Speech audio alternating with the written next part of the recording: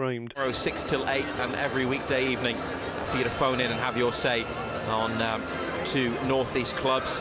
So Newcastle unchanged. Liverpool have made two changes. Joel Matip's come in at centre-back in place of the injured Ibrahima Konate, and the other change sees in midfield the Japanese international Wataru Endo, who they signed from Stuttgart last week for £16 million, replace Diogo Jota, who is on the bench. Before we have a bit of analysis, Ando, on Liverpool and areas of the Liverpool side that Newcastle can maybe look to exploit and get the better of, what do you think about the needle that seems to exist now between the clubs and the rivalry that's there? Because probably a lot of Newcastle fans haven't always had a lot of love for Liverpool in recent times, but it really intensified last season after the defeat at Anfield. Deep into injury time, there was exchanges on the two benches that led to fines being issued, and then at St James's Park it didn't go so well either when they played them in February. It does feel, certainly from maybe a supporter point of view, that things are, well, a little more hot than they perhaps would have been in the years that Newcastle was struggling. And of course they beat them to the final Champions League place last season as well. Yeah, look at it. I think that niggle is more with supporters than it is with anybody else.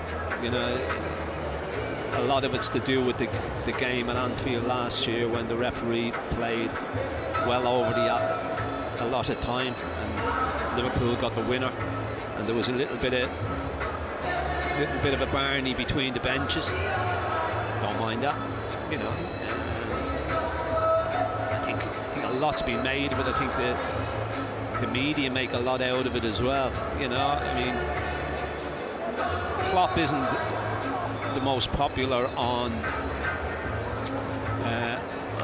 supporters' Christmas list, shall we say. He's, you know, some of the things he said, but I thought he was pretty complimentary on Friday. You know, we deserve to be where we are, deserve to be qualified for the Champions League. I just think it's been built up, and I think it's a good thing as well. You know, you want that little bit of friction, you want a little bit of it, as long as it doesn't go too far. Yeah, well, let's hear from Jurgen Klopp, the visiting manager, because the Liverpool boss, he has annoyed some Newcastle fans with his comments about their spending and financial clout following the takeover 2 years ago. He also joked about the changes to the technical area protocols that he said only really affect Newcastle, given the way that Eddie Howe and Jason Tindall would work together as a duo on the touchline. But as Ando has made reference to before the match, Jurgen Klopp, Liverpool's manager, has been actually saying some nice things about Newcastle. But in the away game at Newcastle is an incredibly strong team, qualified for the Champions League, fully deserved. Super development under Eddie Howe, I have to say. Smart business. Don't want to miss anybody, but probably the two stand out in this window, Tonali and Barnes. Really good, really good business. Super intense style, massive atmosphere there. So this is a tough one. Played a really good first game where Aston Villa was really good as well, to be honest. In the end, the result didn't reflect probably the full game, but in the end, how they used their counter-attacks and stuff like this was absolutely exceptional. So the speed they have is really good. To Newcastle, since last year at least, they don't concede a lot, but score. So yeah, that's a proper game. Total Sport North East. BBC Radio Newcastle.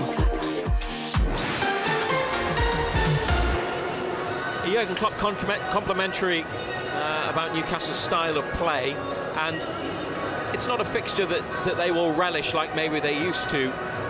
They'll be expecting a game, and it's midfield, isn't it, that I think we're most interested in, because Liverpool's midfield is new for this season.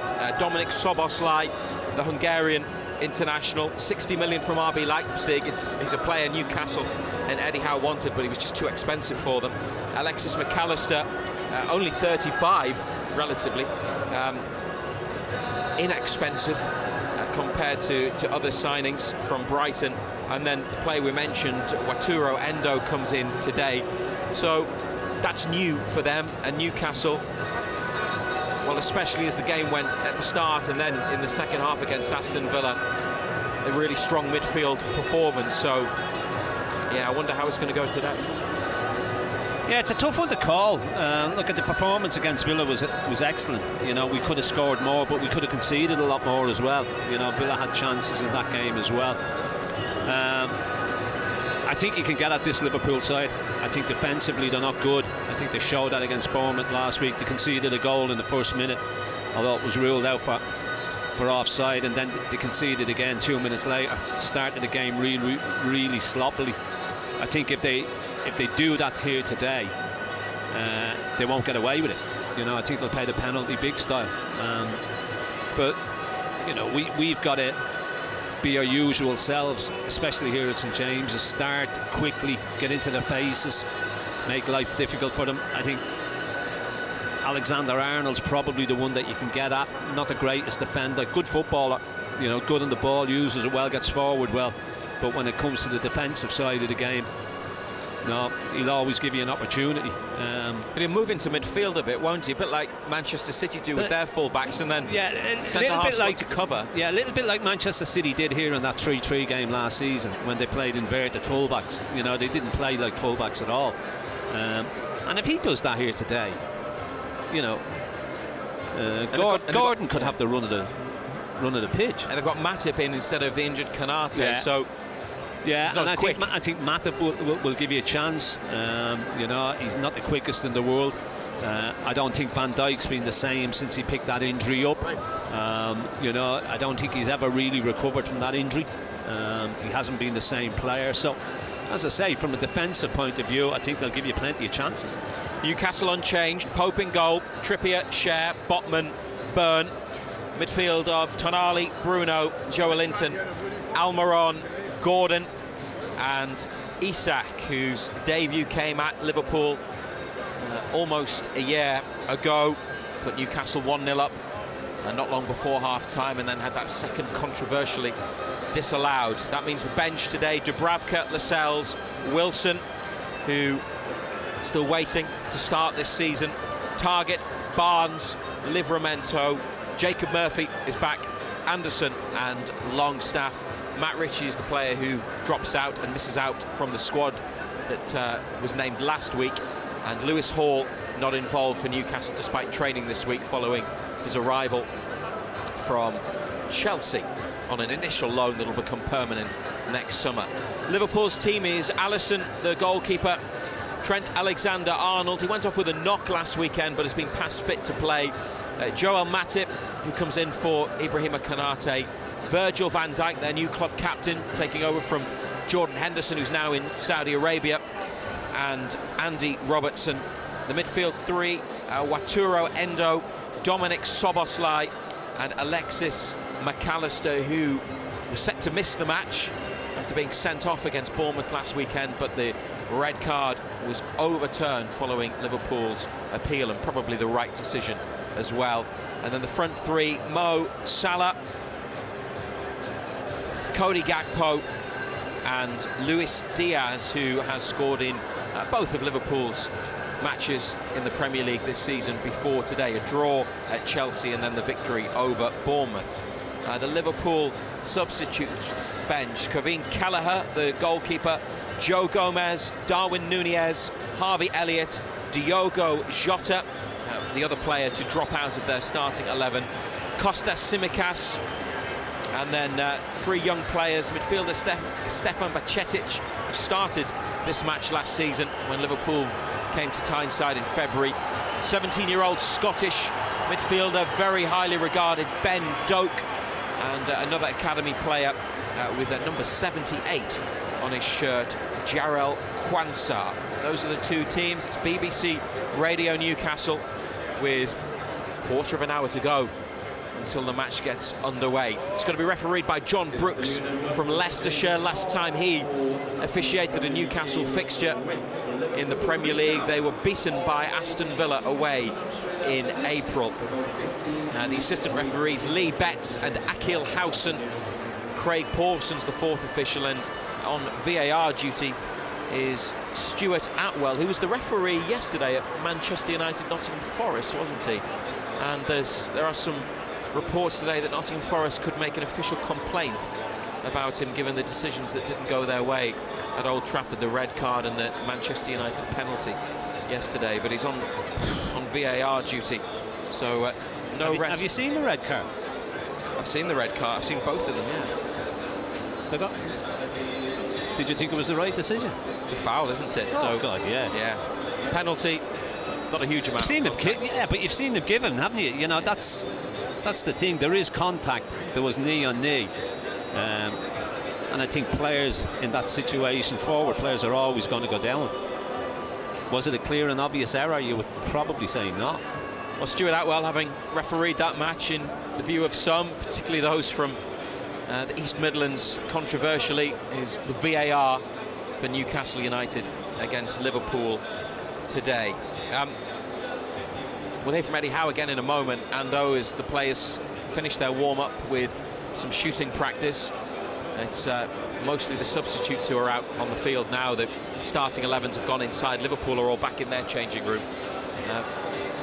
We'll see the War Flags display soon. It may well be something to acknowledge Bruno Guimaraes, who had this social media exchange with a fan account earlier in the week. The posts have been deleted.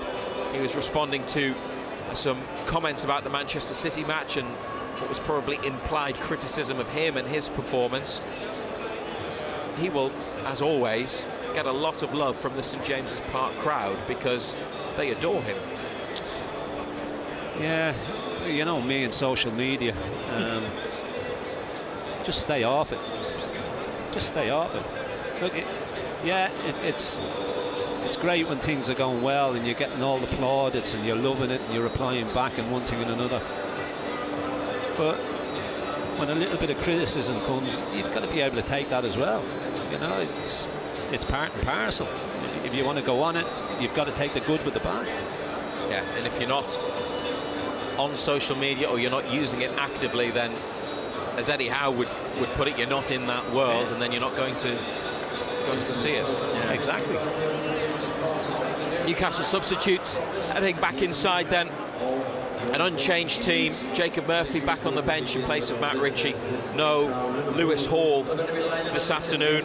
The sun is coming out here in central Newcastle, which is nice because we got soaked earlier when we arrived. So did the pitch, obviously. But weather today's been unreal. Yeah. I mean, 1 minute it's like middle of summer, next minute it's like the middle of winter.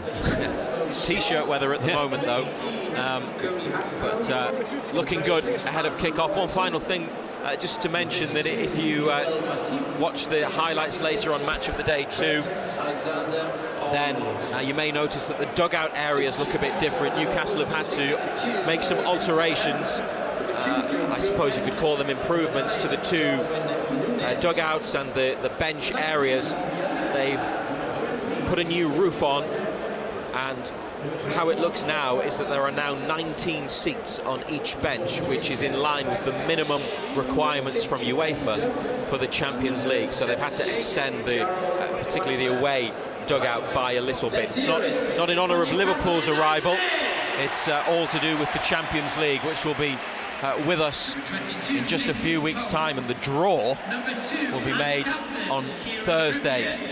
So not long to wait until we find out who Newcastle will be playing in the Champions League and where they'll be travelling to on the continent over the next few months. BBC Radio Newcastle, and we'll have the whole match live from 4:30 this afternoon. Let's hear from Eddie Howe then. Liverpool, their opponents today, took it down to the final week of the season, but Newcastle in May won the battle for Champions League football. Liverpool having to settle for a spot in the Europa League. Eddie Howe, though, expects Jurgen Klopp's team, along with the likes of Chelsea and Spurs, to hit back this season? A reaction from them, yeah, of course, because top people working at those football clubs, and they'll feel energised and motivated to achieve what they can. But we can't focus on that. We can't focus on them. We can't focus on what they're going to do. We can only focus on what we're going to do. And for us, it's about making sure we come back into this season a better team than one we exited last season. Time will tell if that's the case. Certainly from the early signs, I like the look of us. I think the squad as a whole looks stronger, but it's all about turning that into results, which is going to be key. It's always a big game, always feels big, doesn't it, playing Liverpool? Yeah, it does. I mean, these games are iconic, really, throughout the Premier League. Newcastle v Liverpool battles. Last year we were disappointed. Two defeats for us. The one at Anfield was a difficult night. The last minute of that game has been replayed in my mind many times, and the game at home was also painful in a different way, probably more painful for Nick and what happened, for him, and then missing the cup final. And it was a day where we didn't start very well, but I thought we played really well with 10 men against their 11. And lastly, they've made some changes to their squad. Quite a few senior players who've been there a while had left, particularly from midfield, and they've brought some new signings in. Only 2 games into the new season, but what have you observed in terms of changes, if there are any, in the way that they go about things? Yeah, slight tweaks, I'd say, but I don't think the main principles have changed. They're still very, very good at what they've been historically good at for the last 4 or 5 years. Very difficult team to play against, but they're building a new team, you'd say, with slightly different characteristics in midfield, but an elite team, an elite manager. Very, very good, and they're going to come back strong for sure. So we know this is a really good early test again for us, following on from Manchester City and Aston Villa. People are talking about AI ending the world. At the minute, AI just seems to be good at providing people singing people's songs. Matt Bailey at breakfast. There's an AI of Frank Sinatra doing like loads of modern songs and stuff. It was really cool. Do you want to hear the latest one? Do you want to hear the latest one? Yes. So Sam Fender's song being covered by Homer Simpson. Was forever. Cold September's the distances we covered. It's the song you never thought you needed to hear. He's better singer than I thought. Because you're when you thought. He loves it a bit there, didn't he? Yeah, it does, yeah. Like, if AI is just going to do this and not take over the world, I'm here for it. The sound of the North East at breakfast. BBC Radio Newcastle, making a difference in the North East. Total Sport Northeast. The sound of Newcastle United. They want Kieran Trippier over the wall. It is Trippier. Oh, yes! Absolutely out of this world. Here they go again. Longstaff into the corner on the right. Back to Isak. Has another wall. This is outrageous. Newcastle United have 5. Great sport kicks off here. BBC Radio Newcastle. I'd take a repeat of that today, wouldn't you? Nice to be reminded of 2 of the best games of last season. Manchester City there with a Trippier free kick, and then Isak sticking in number 5 against Spurs. The Manchester City game was phenomenal. I know it was only a 3-3 draw, but the game and the quality of it was phenomenal from both sides. It was one of those games that you didn't want to end.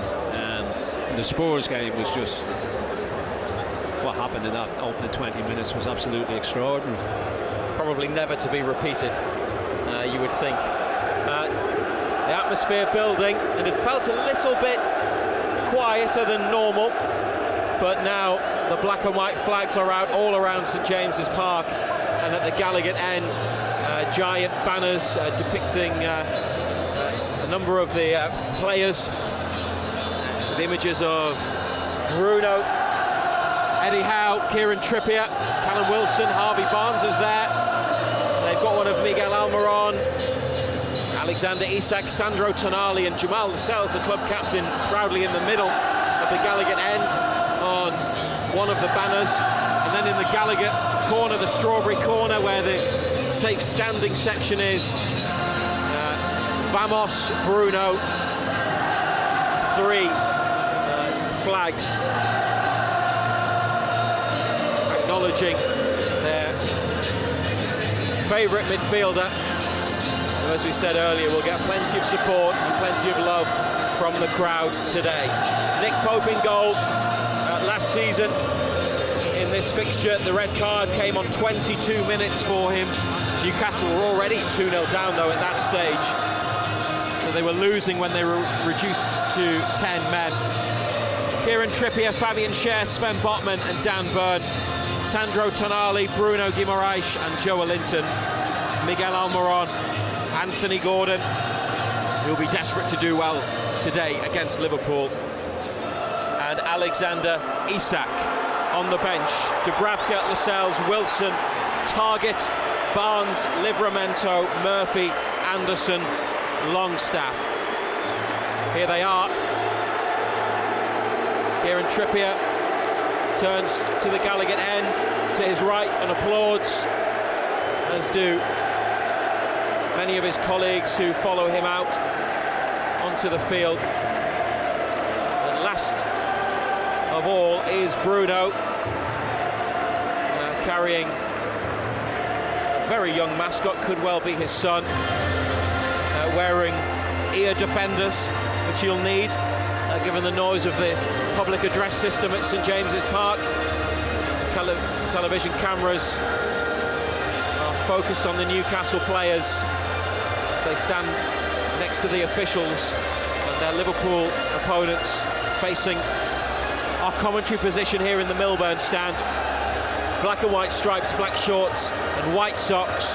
Pope in luminous yellow, Liverpool all in red, with Alisson the keeper wearing green, and referee John Brooks and his assistants in light blue shirts, black shorts and socks. Liverpool, whose last defeat in the Premier League was on the 1st of April against Manchester City away from home. That's 13 matches across 2 seasons without losing in the league.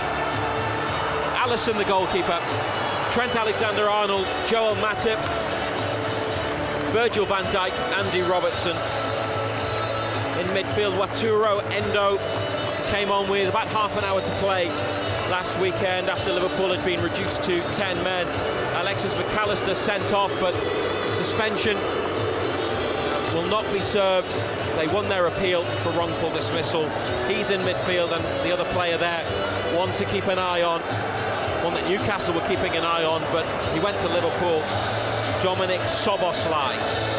Mo Salah scored the rebound from his penalty that was saved against Bournemouth. Luis Diaz 2-2, and Cody Gakpo, who was on target in this fixture last season. Liverpool's forward players, their bench: Kevin Kelleher, the keeper, Joe Gomez, Darwin Nunez, Harvey Elliott, Diogo Jota, Kostas Tsimikas, Stefan Bajcetic, Ben Doak and Jarrell Quansah. It's more like it, a bit more noise. Yeah, good atmosphere, as you said earlier. It felt a little bit quieter, a little bit subdued, but the noise levels have definitely risen in the last 10 minutes or so. The two skippers, Trippier and Van Dijk, are with some of the mascots in the centre circle, posing for photographs, and the teams high-fiving. Could be just Newcastle that go into a huddle. Liverpool are lining up as the youngsters run off, each with a ball. And we're almost ready to go. An embrace between Van Dijk and Trippier. And Newcastle's skipper today runs into the huddle. Final words before they get down to it against Liverpool, looking for a first victory against them in almost 8 years. The only team to do the double over them last season. It was painful, and they would really love to get one over on them. Newcastle are going to kick up towards the Leazes end in the first half. That's from right to left as we look. Liverpool start the match with Szoboszlai playing it back to Matip, forwards into midfield, and we're underway on BBC Radio Newcastle and NUFC TV. Liverpool with a quick break. Szoboszlai into the penalty area with Botman. Wins a corner. On this near right-hand side. Good little ball, wasn't it? 20 seconds on the clock.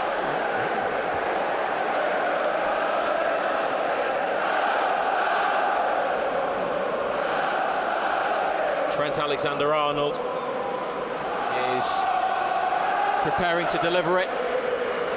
Everybody defending in the box in Newcastle black and white.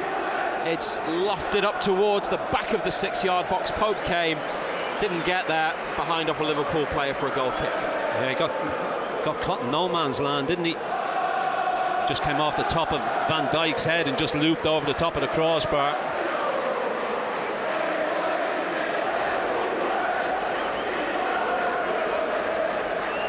They've left Salah and Gakpo next to the D. Newcastle, Botman and Schär in the box, but they're going to go forwards. They're going to go longer. Joe Linton's on the left wing. He now comes in off the touchline, but Endo with the header. Then Schär rises to nod it forwards. Szoboszlai on, Schär out to this near side. Byrne couldn't keep it in. And a throw in the middle of Newcastle's half.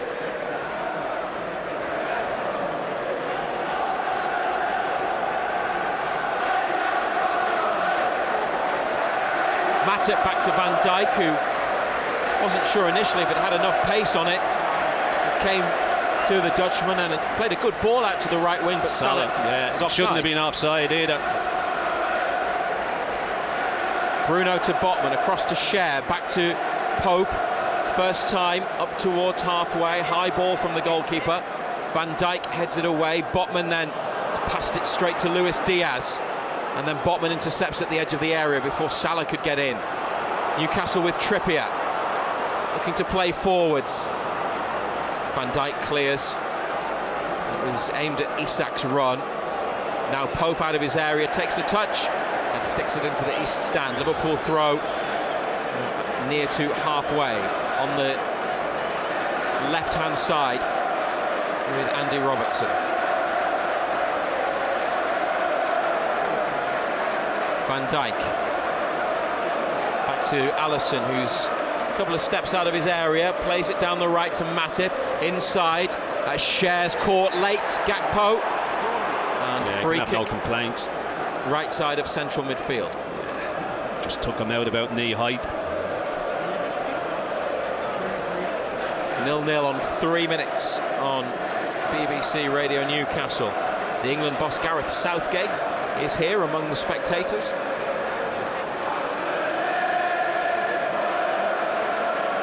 Liverpool in their half of the pitch with Van Dijk. Short ball into Alexander-Arnold, who's supposedly at right back, but he was in central midfield there. Matip on the right of defence, now up to halfway, challenged by Gordon. Szoboszlai was offside, didn't go for it. Schär back to Pope, and then forwards to Schär in the D, 0-0.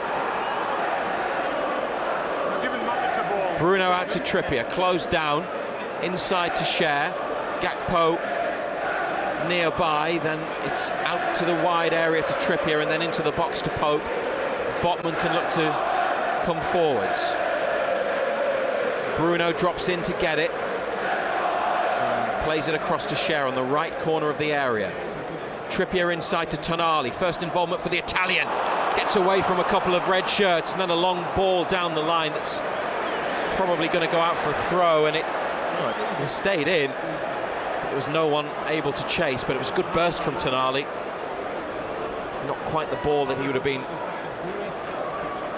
looking to play. Salah in off the right wing. Gakpo on his chest. Handball by Bruno as he challenged. Liverpool free kick next to the D, next to the centre circle. Endo. 50 caps for Japan. Back to the tall 6'5", skinny Joel Matip.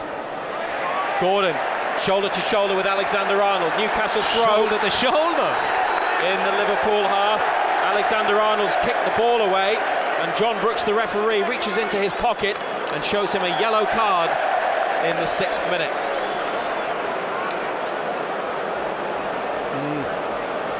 Did you think see that foul? Yeah. I didn't think he barged him in the back. Jurgen Klopp's off the bench, that's why the fans are booing. Now Joe Linton adjudged to a foul, the Liverpool player. Oh, they've taken the free kick from completely the wrong position, and Newcastle turn to the 4th official to appeal. Fans not happy as Salah goes on the attack into the box. Byrne and Botman get in the way. Gordon tries to run clear of Szoboszlai and Alexander-Arnold, who knocks him to the floor. Eddie Howe's out of the technical area. They want a red card for Alexander-Arnold. Trippier and Van Dijk run to the referee. Fans on their feet around us. He's not going to send him off. Absolutely no chance. He might. He's just going to talk to him, John Brooks. What are we? 7 minutes in. Joe Linton and Gordon are furious with the 4th official about where Liverpool took that free kick from. Alexander-Arnold, no further punishment. It's got the fans angry. Jurgen Klopp smiling on the touchline. Eddie Howe shaking his head. We're playing again 0-0. It looked like a second yellow card, didn't it? He's walking on thin ice. He's never going to send him off. Isak, Joe Linton free to the left, but the ball's behind him. And Isak disappointed with himself as he switched the play because Joe Linton had space.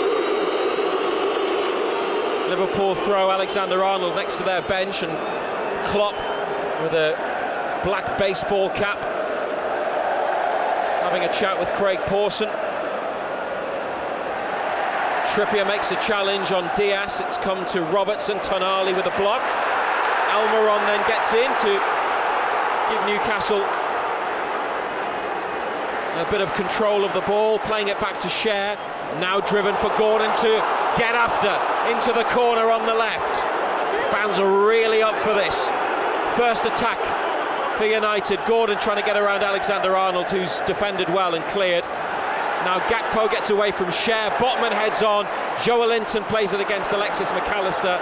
And it's a little bit open at the moment. It remains 0-0 though. Salah into McAllister on the right. 3 in this attack for Liverpool. Plenty back. One of them is Bruno. Diverts the ball behind for a corner. Yeah, this is far too open. I would imagine Eddie Howe is feeling that way as well. It's been an interesting start. It's been an interesting opening. We're not even 10 minutes in.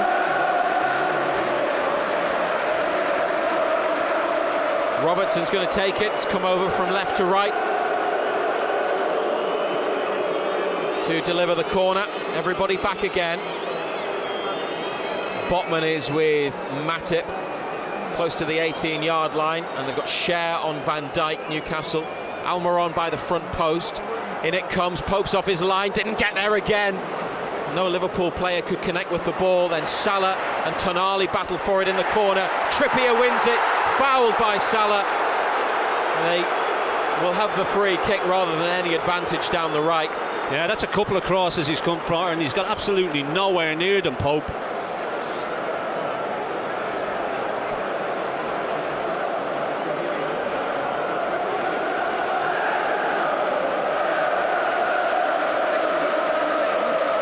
Was the foul there?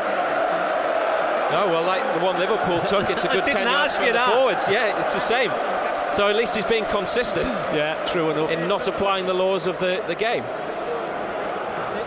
Pope to take the free kick, level with the 18-yard line. It was next to the corner flag, the foul. Down the right. Trippier rises to head on. Van Dijk away, Robertson up. And it stayed in play. It's bent infield actually. Cher plants a big header on it. Isak then flicks it out to the right. Almiron and Tonali got in one another's way, but Almiron played the ball back to Trippier. So Newcastle still have it on halfway. 0-0 the score. And well, it's been a good game. 10 minutes.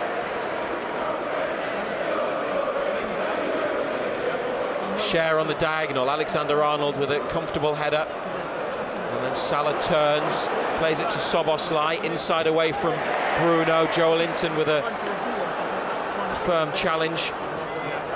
Then into midfield, Liverpool go. Almiron picks up a loose ball, back to Trippier. Chipped up towards Tonali. Let it run, and Isak behind him, couldn't get there. Back to Alisson, Almiron chasing. Goalkeeper plays it to the Liverpool left, down the line. Nobody there but Sven Botman, middle of Newcastle's half.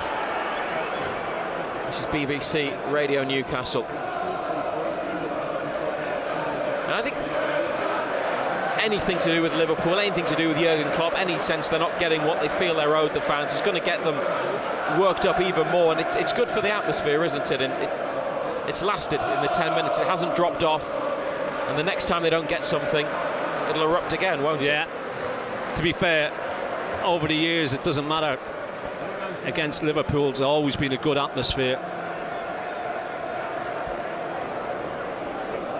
It's the visitors who were 4 points behind Newcastle last season in the end, and one place, who've got the ball. Alisson driven through the middle, Botman with a header down to beat Salah to the ball. Dan Burn helping it on to Bruno on halfway. Bruno lifts it over his shoulder and away from a couple of red shirts, and McAllister fouls him a couple of yards in front of the centre circle. Yeah, it's a coming together, isn't it? Free kick given by John Brooks. They want yellow cards for everything.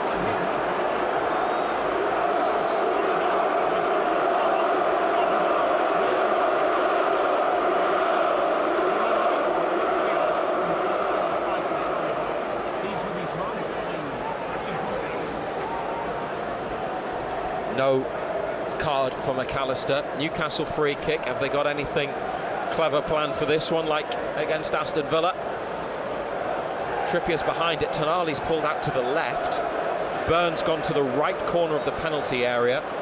Almiron and Gordon a bit deeper with Tonali and Trippier, just in case. Every Liverpool player obviously back behind the ball. Floated by Trippier into the box, looking for Cher or Burn. And then a header by a defender, and Luis Diaz plays it against Almiron, and the Colombian wins a throw in the left back position. He looked like he got caught there, Luis Diaz, but he's okay, and Robertson can take the throw. 0-0, 13 minutes on the clock.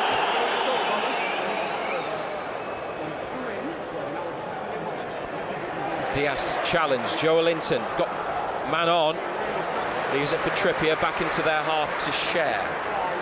Botman has got Burn, just tucked inside. Burn, almost a back three at the moment. Newcastle with Trippier up down the right touchline. Burn under a bit of pressure on the edge of the area, back to Pope. Gakpo closes down. It's gone square to Cher in the right corner. Trippier helped on to Tonali. Good play forwards now to Almiron. His first touch takes him on the outside of Robertson. Then he tries to beat him a second time. Good progress made by Almiron. Now cuts in off the right flank. On the outside to Tonali. Drives the cross in. Van Dijk flicks it away. Gordon will collect. 20 yards out on this near left side. Drops it off for Bruno. Drives it over to Trippier. On the goal line, unlucky, but couldn't keep it in. Yeah, it's a great spot, great ball, great run, Trippier. Just his touch let him down, didn't it?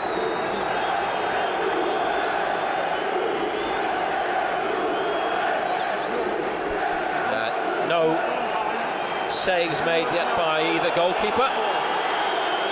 Liverpool with a couple of corners. Newcastle haven't really threatened. But it's a really competitive match. Joelinton intercepts ahead of Gakpo in central midfield. Botman to Bruno. Laid off to Trippier. 10 yards behind halfway. Bruno now with a touch and then a pass to Botman. Misses out Burn. It comes to Anthony Gordon. Salah to take on. Szoboszlai there as well. Into Bruno. Space in the middle. Almiron free on the far side. Lifted over onto Almiron's chest, got up well to take it down under control. 0-0, Almiron to Bruno. makes a couple of challenges, then finds Gordon edge of the area, and now Joelinton with a shot, having been set up by Isak, but straight at Alisson. Yeah, he should have done better, shouldn't he? He's opened his body up. He's trying to bend it into that far corner, but he's just hit it too straight. Comfortable save.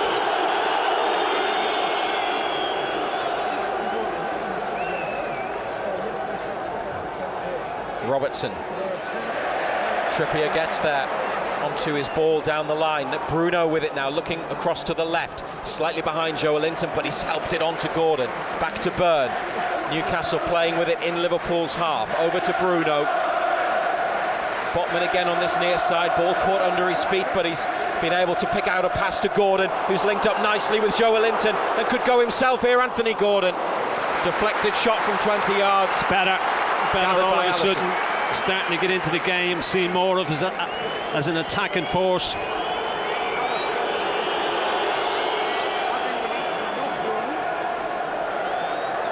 Now Alexander-Arnold's headed it around Dan Burn and could be away. Passes it inside, Fabian Schär intercepts. This is Bruno with a man on, Endo, and he's skinned him. And then the ball up towards Isak, cut out by Matip. That's a disappointment because Newcastle could have broken there. Liverpool are now on the attack into the area. Luis Diaz, big danger. Pope, fantastic save at his near post to push the ball behind. Got inside Trippier far too easy, didn't he? And then he's just toe poked it, and Pope's forced to make the save at the near post. Would have been disappointed if he was beaten there, by the way.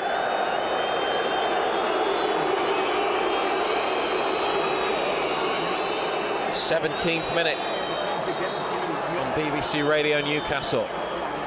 Robertson, left-footed outswinger.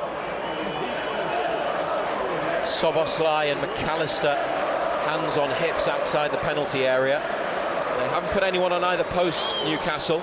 It's a delivery that's headed away, back out to the far side, and it'll be a throw for the Reds.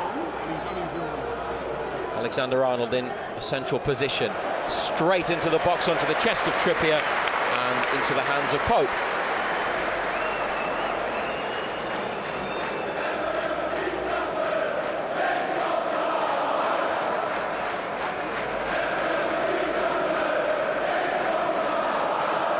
Pope to Botman, Liverpool with a high press. So out off Salah and goal kick.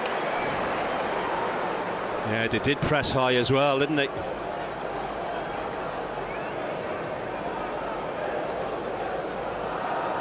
They've got Gakpo and Salah in advanced positions. 3 midfield players then just in behind them. Anthony Gordon pushes across to the far side. Pope's going to take the kick from the right side of his 6-yard box. He's headed on by Trippier. Robertson away. Trippier with another header on. Then Almiron lifting it up. Isak can't get there before Van Dijk. Liverpool finds Salah. Botman gets in. Good header. And away by Liverpool. Schär onto Joelinton. Down to Bruno. And teased out to Byrne. Steps over the halfway line. Up to Joelinton. Laid off to Gordon. Drops his shoulder. Comes inside. Gives it to Joelinton. Away by Liverpool. Then Salah just kept it in. Looked like it had gone out. Play goes on.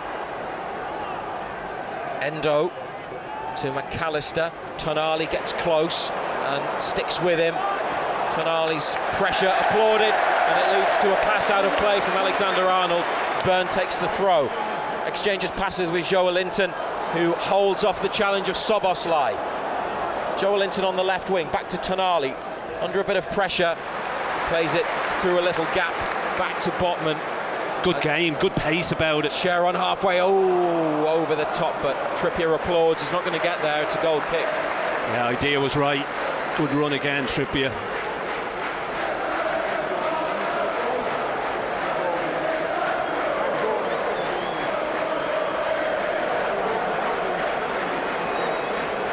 Good intensity about it, isn't that? 19 minutes played. Alisson reaches halfway with a kick on the far side. Newcastle get the ball away, and it's back with Alisson. Forwards into the path of Matip.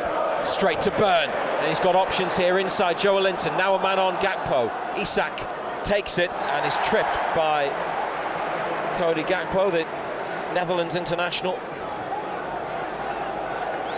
On the left in Liverpool's half. Byrne gets them moving again. Back to Botman. Square into the feet of Fabian Schär in the centre circle.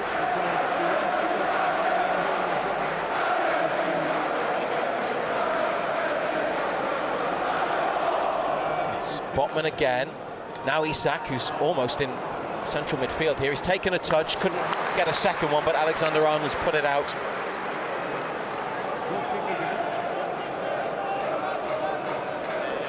And now Byrne with a throw to take. On this near side, next to Jurgen Klopp. Bruno tried to flick it through his legs onto Joe Linton. Liverpool have made the block. Over the top now. Pope's left his area and heads it out. There was a few oohs, wasn't it? Took you back to February, didn't it? Salah chasing. Pope out of his box. There was a covering defender that time. Alexander-Arnold yellow carded and then escaped a second one a few minutes later.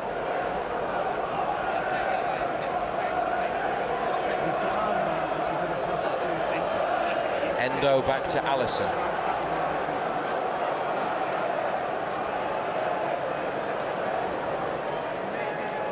Robertson to Luis Diaz, who tried something tricky and clever, but he's passed the ball out of play.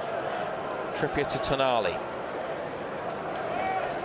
And Schär with it. Newcastle slowing things down, having possession in front of their penalty area. This is Bruno who receives it, then Gakpo quickly across to him. It's played back to Schär, inside to Botman. Byrne's available, Gordon's pulled out wide. Byrne has a look inside rather than going to Bruno, who was marked. Back to Botman, and he looks for Joe Linton. Soboslai with him. Joe Linton's turned inside, held him off. He's not going to beat him physically, is he? And Tonali lifting it around towards Almiron. Trippier was the ball. Trippier was the ball. Just needed to roll it square to Trippier.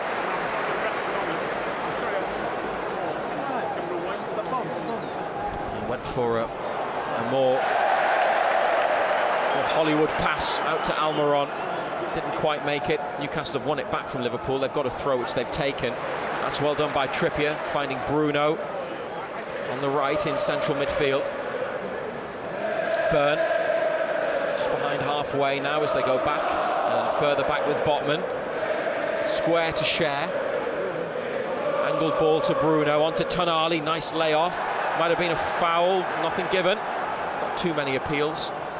This is Salah, edge of the area, inside onto his left. Salah straight at Pope, and that's okay. Yeah, you don't want them doing that too often, though, do you?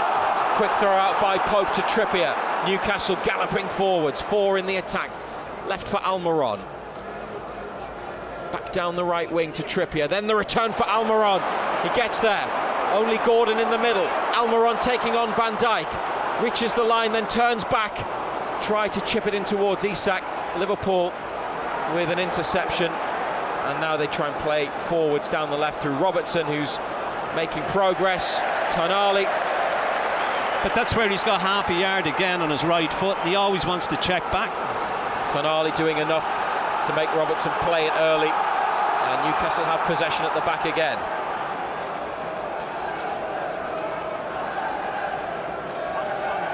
Just doesn't have the confidence in his right foot, does he? In that position. No.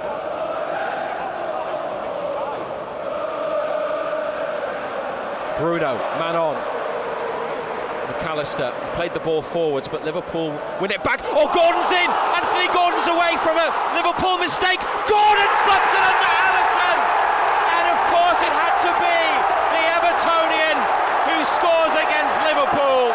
Anthony Gordon's first goal for Newcastle here at St James's Park, picking up on a Liverpool mistake, running through and putting it beyond the goalkeeper into the back of the net at the Lees' end. 26 minutes played, Newcastle United 1, Liverpool 0. Well, Alexander Arnold's had a nightmare start and he won't want to see that again. I mean, it's a terrible mistake by him. Salah plays it back to him. He just doesn't get anything on it at all, and all of a sudden Gordon's through and he's not going to miss. Keeper comes, just rolls it by him. Pleased for Gordon, who had a great pre-season. And he was fantastic against Aston Villa. Quieter last week, but he's been good so far today. And he opens the scoring just past the midway point in the first half, live on BBC Radio Newcastle. And he's having his name sung. And he'd have been the one player Liverpool fans didn't want to score. They had a good view of it down from the top of level 7 at that end. I think he got it through the legs of the keeper, didn't he? I think so, yeah. Liverpool with possession at the back. It's Matip. Salah behind halfway. Joe Linton forces him backwards and then follows him. It's dropped off to Soboslai. Almiron gets out to stop Robertson running forwards. He's played it on to McAllister. Trippier intercepts. Now Joe Linton. Gordon free on this near side on halfway. Now he can take on Alexander Arnold. He comes inside. He doesn't challenge him. It's Isak. Oh, down at the edge of the area, Isak. The tackle from Van Dijk. It's going to be a free kick, and it's a red card. Virgil van Dijk has been sent off by John Brooks for the tackle on Isak at the edge of the area. Jurgen Klopp can't believe what he is seeing. It will be checked by VAR Stuart Atwell, but Isak was about to be in at the edge of the area from the pass through, and the tackle from Van Dijk brought him down, and the referee brought out the red card, John Anderson. Well, Van Dijk's got wrong side. He's definitely had a nudge on him. It's a clear goal scoring opportunity. This won't be overturned. This is a definite nailed on red card. Van Dijk got wrong side, and then he's forced to make the challenge and he gets nothing to the ball. Well, normally we have replay screens, but when it rains they don't put them out for us, so we haven't had the chance to see it again to give you more information.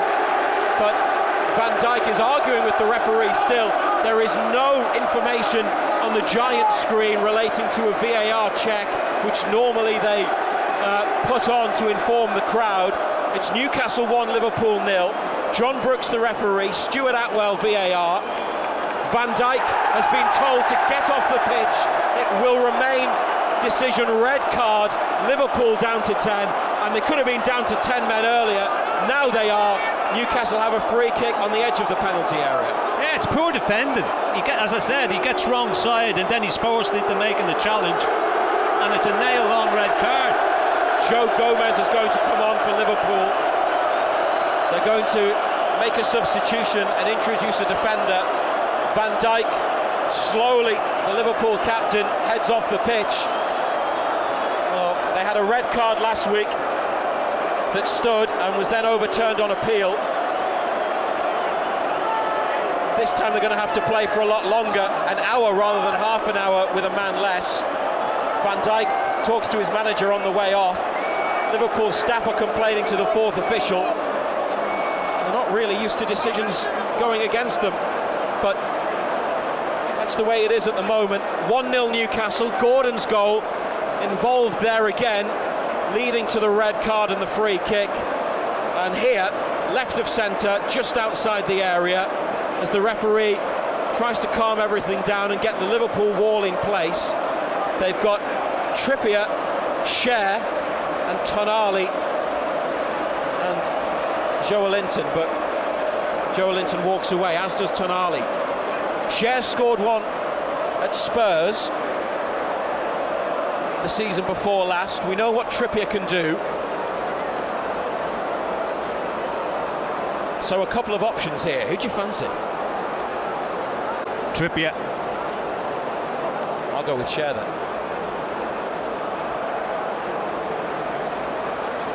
Joe Gomez waits to come on. 1-0 to Newcastle, half an hour played.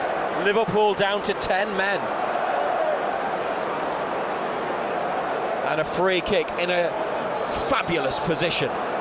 Trippier or Cher, or do they roll it to Tonali on the edge of the D, or even Almiron further on? Maybe not. It's Cher into the wall, comes out to Tonali, who has a touch and then hits it, and behind via a deflection, corner on the left. Poor free kick.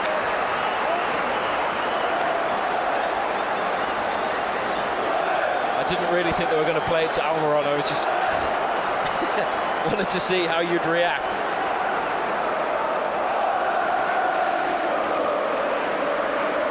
Now Liverpool, every player in red in the box. Tonali hanging back, Trippier to take an in-swinging corner towards Burn at the back post, headed across and caught by Alisson. But they just left them all on his own. Near the front post, Alisson, who slips as he kicks. Trippier gets up to flick it back, handball by Salah. Referee says play on. Gordon was covering, back to Pope. Still yet to make the change, Liverpool. Waturo Endo has dropped into the centre of defence, and McAllister and Szoboszlai, the two-man midfield. Salah right, Gakpo up front with Luis Diaz on the left.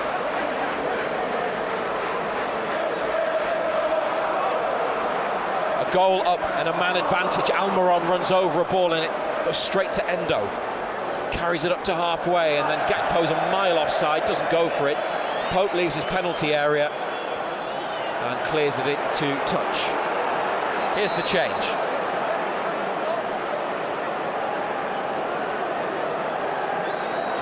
The substitution for Liverpool coming off. Luis Diaz. He's about to take the throw in. Gakpo will probably go over to the left side.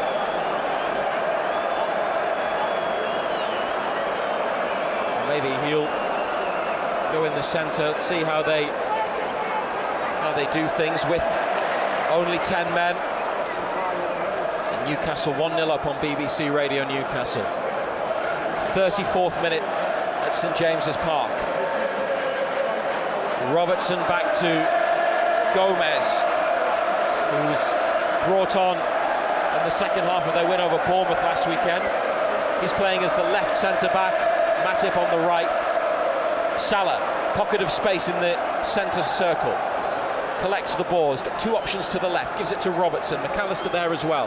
Back inside to Endo, who's now returned to his midfield position.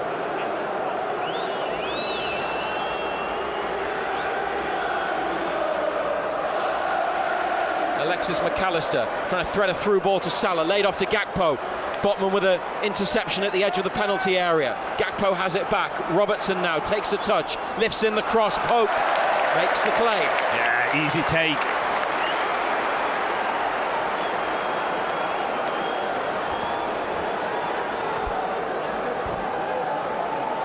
Underarm throw to this near side, Dan Burn. A lot of space for Trippier on the far side of the pitch. They've gone infield to Bruno. Trippier still with room. Bruno can't get it around to him. Liverpool close off the space, and it's Botman now to Gordon, taking on Alexander-Arnold. Goes on the outside and gets away. Gordon then a step over and turns back into Joelinton, corner of the area.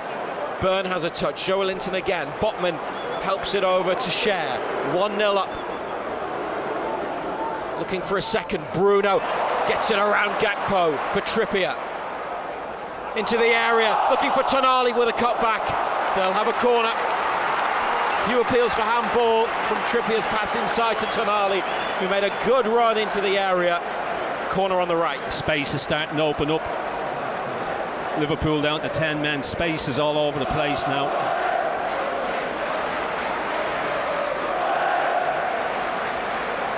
Trippier to deliver. He's rolled it to Almiron, short, back again.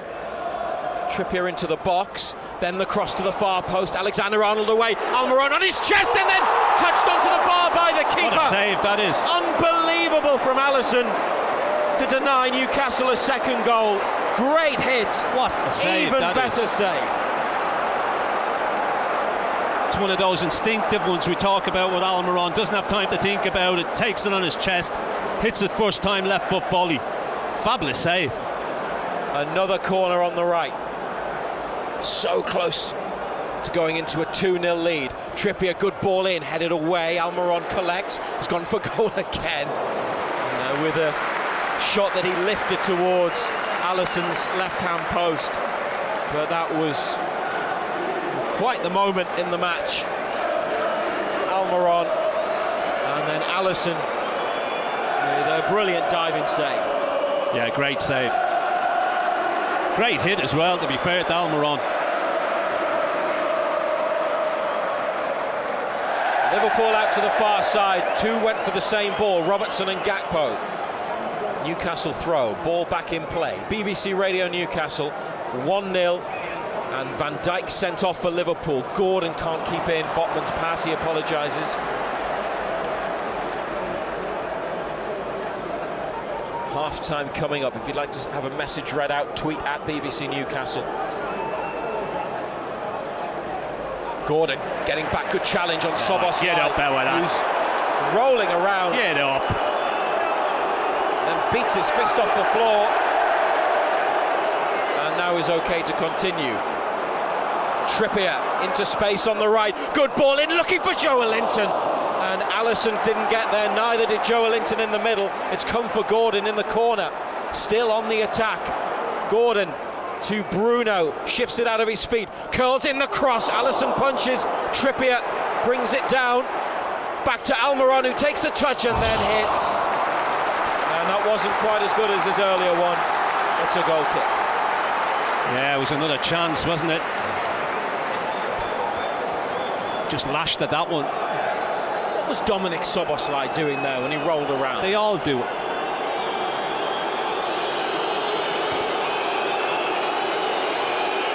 Gordon's had a good half, hasn't he? Getting back there, scoring the goal, playing well. Robertson drops his shoulder. This is a good run into Newcastle's half. Down the line for Gakpo, miscontrols, away by Cher, Almiron to Trippier, and they've got possession inside to Tonali for Bruno. Three red shirts around him. Cher on the right touchline into Joelinton, helped on, Isak might be away. It's sent him out wide, and it's beaten him. Throw.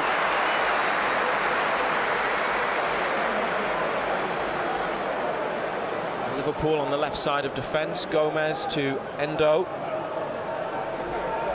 Gakpo dispossessed by Joelinton. Illegally. Is that a foul for you? Yeah. Oh, you were shaking your head. I wondered if it was because you disagreed or because no. It's Joelinton. It's just foul. a Joelinton tackle, isn't it? Liverpool have a player on the floor. No medical attention required. Newcastle lead 1-0. Now you can also get us on WhatsApp, send a message, put BBC at the start, and it's 08000 321 333. 08000 321 333 on WhatsApp, BBC at the start. And we'll go through some messages at half-time.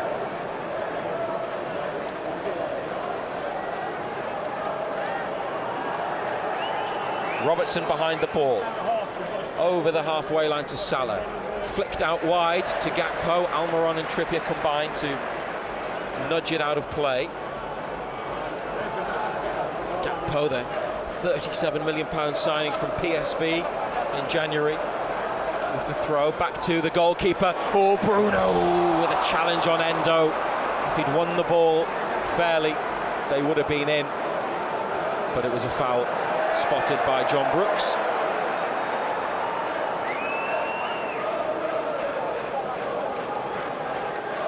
Gomez back to Matip. Alexander-Arnold inside to Gomez, who has 11 caps for England. Robertson to McAllister, 10 yards behind halfway. Liverpool possession. Newcastle 1 up. Alexander-Arnold now chipping it to the edge of the area. Gakpo, no offside. Pope's out of his goal. Gakpo sent wide, and Cher with a good block, and Big Dan Burn does well. That's tidy defending, playing it to Joelinton, and what a ball to release Gordon. Almiron and Isak up ahead. Gordon can carry it 30 yards out, goes to Almiron on the right into the penalty area, through for the overlapping run of Trippier. Liverpool forced Trippier out to the corner. He's kept Newcastle on the attack, but then McAllister wins it. Played into midfield for Salah. That looks such a promising position for Newcastle. Fortunately for them, it comes to nothing. Szoboszlai on the right wing, middle of Newcastle's half, away from Gordon and Joelinton, who've given him a shove seconds after he gave Alexander-Arnold a shove. He's certainly fired up. Salah back to Endo halfway. Burn gives Szoboszlai a push. They could have been teammates and friends, but they're very much opponents today. 1-0 up through Gordon's goal. Van Dijk sent off for Liverpool. Alexander-Arnold back to Matip. Newcastle keeping it tight in the middle of the pitch. Isak closing down Matip. Robertson back into Gomez. We're in the 42nd minute. There's Matip back to Gomez. Still Liverpool possession at the back. Newcastle have been able to push up though and force them back, and they go to the goalkeeper Alisson, edge of the penalty area. Gomez in the D to Endo. There's 4 black and white shirts in advanced positions. Gordon closing down Alisson, swung away by the goalkeeper. Big kick. Botman gets up with Szoboszlai, who's fouled him. Assistant referee Lee Betts is flagging. Whistle's gone. Newcastle restart with a quick free kick back to Cher and on to Trippier. Almiron involved as well. Taken by Almiron, back to Trippier, then Almiron once more, now Bruno. Back to Cher, and go down the right once more. Tonali takes a touch, and then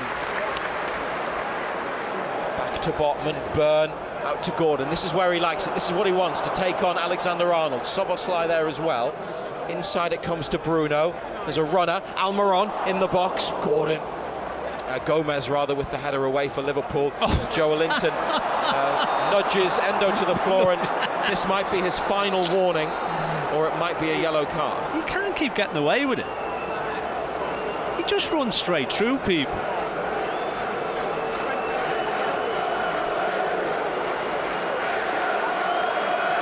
Clumsy, I think they'll call it.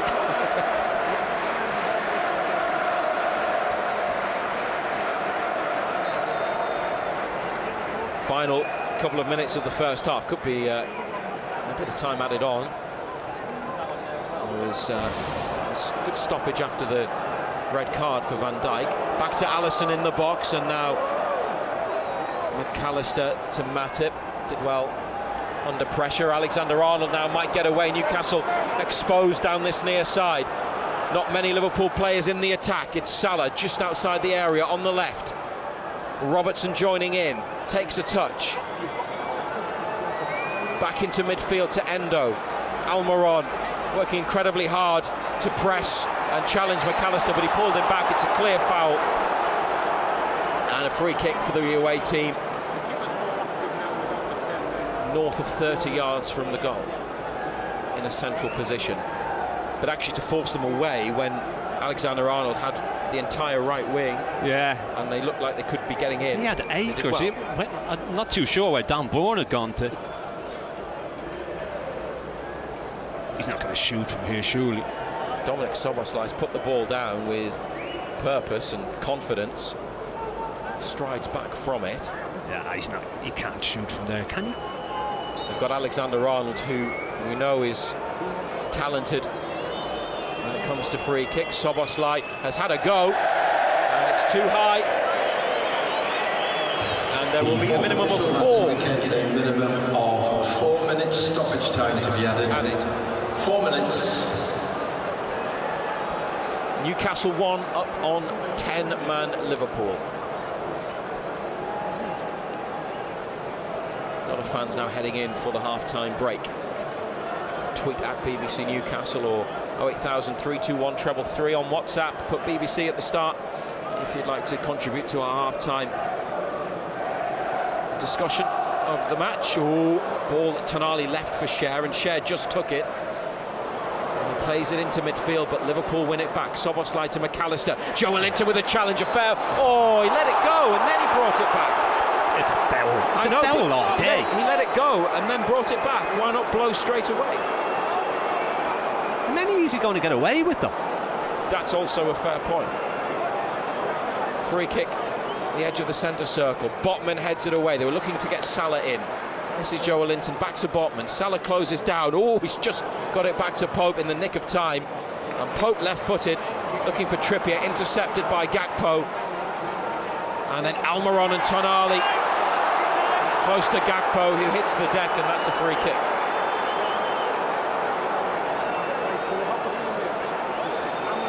Bit of frustration for Newcastle towards the end of the half. Liverpool through Robertson, looking to get what would be an unlikely leveller. Into the box it goes, looking for Gomez, behind off Botman. Joelinton it was. Joelinton, they were both there. Botman put out his leg, Joelinton was behind him, throwing himself at it. It is a Liverpool corner on the right. BBC Radio Newcastle. It's been a really good first half for lots of reasons. Chiefly that they are 1-0 up against 10 men. Alexander-Arnold, though, to take the corner kick. Almiron close to the near post. Everybody defending. It's an outswinger, and it's just missed Salah at the back of the 6-yard box. He appeals for something. Liverpool play on with Szoboszlai, who has lost possession, then won it back on the floor. He's done exceptionally well. That's some superb play. Loads of challenges flying in, and Newcastle come away with it through Tonali on the right wing. Tonali trying to get away from Szoboszlai. On he has, and then goes down. Gomez with the foul next to the halfway line. That, to be fair, is great play all round from Szoboszlai in the box, and then Tonali with the run. Yeah, Szoboszlai did brilliant. I mean, he's on the ground. He's got no right to win that. Great feet from Tonali, then down the touchline. Wins the free kick. 10 yards inside our own half. Ball is back in play. 1-0 the score. Final minute of the additional period at the end of this enjoyable first half. Gordon, Joelinton down the line. One last attack maybe. Kept in on the line by Joelinton. Nobody in the box. Isak 5 yards outside the area. Been fairly quiet today, hasn't he? Even though he's involved in the goal. Gordon then makes a challenge on Szoboszlai, and that's a Liverpool throw.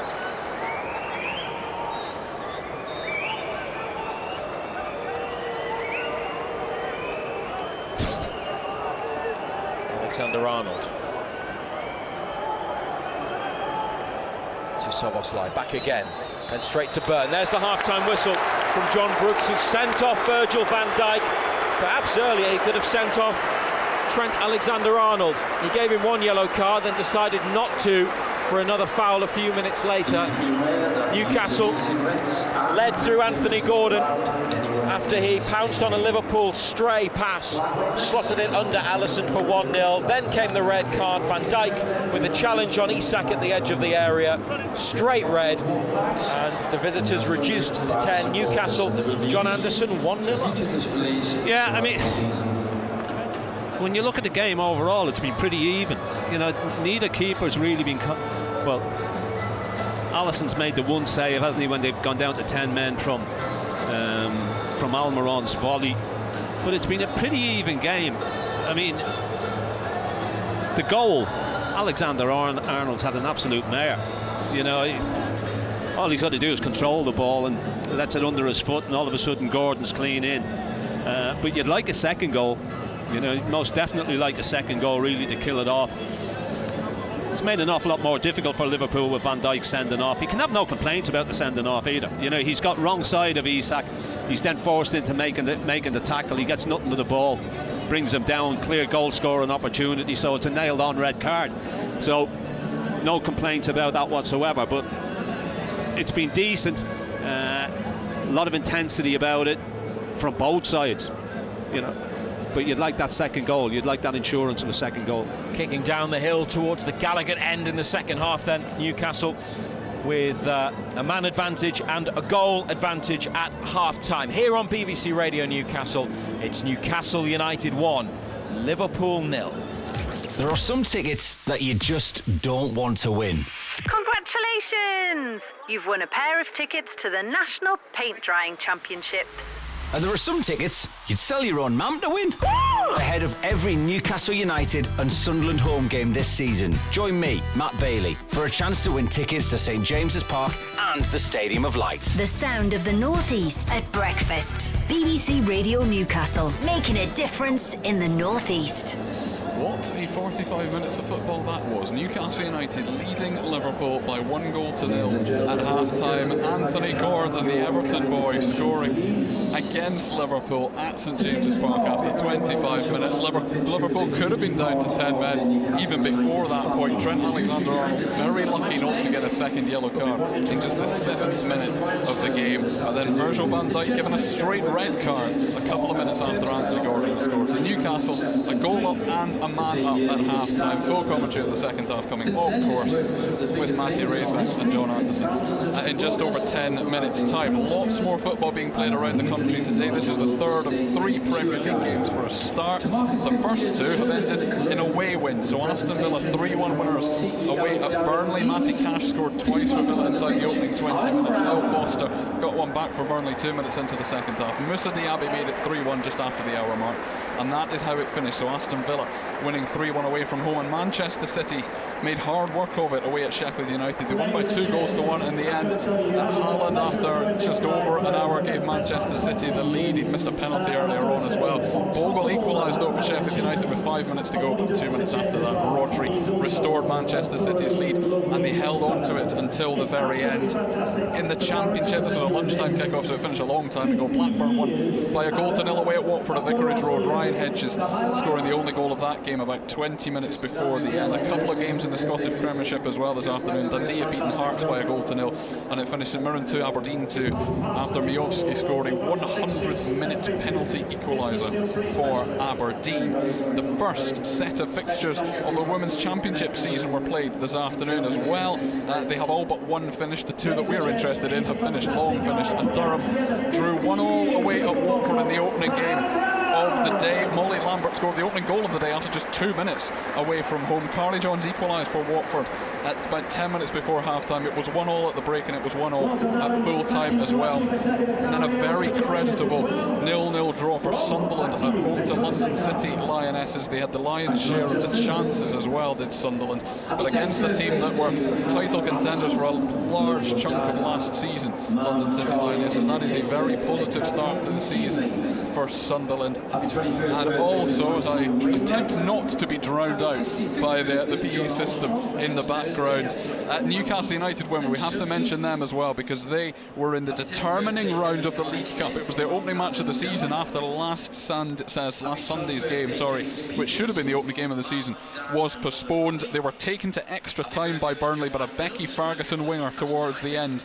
of that additional 30 minutes takes them through 3-2. Bridget Galloway had scored both of their goals in the 90 minutes. They were ahead twice and pegged back twice, Newcastle United. but they have won by 3-2 after extra time. So that is today's action.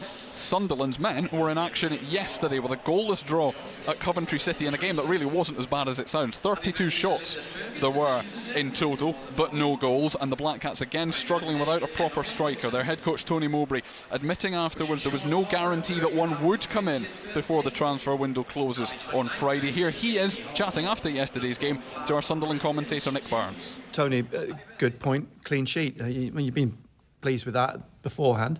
Yeah, probably. Listen, the game panned out a little bit different than I thought, really. I thought we would come here and dominate possession like we did last year against them, and yet they were good first half with the ball. They picked us off, really, and pushed us back. You know, I was disappointed at half-time, and we readjusted a few things, and I thought we were better second half, and we got into some good positions, and just the final ball wasn't quite there today, as we could say in most of the games we played this season. It's, you know, the first 3 games we averaged 68% possession, and yet got behind teams so many times, yet couldn't find the pass to put the ball in the back of the net. But and that was a bit like that second half today.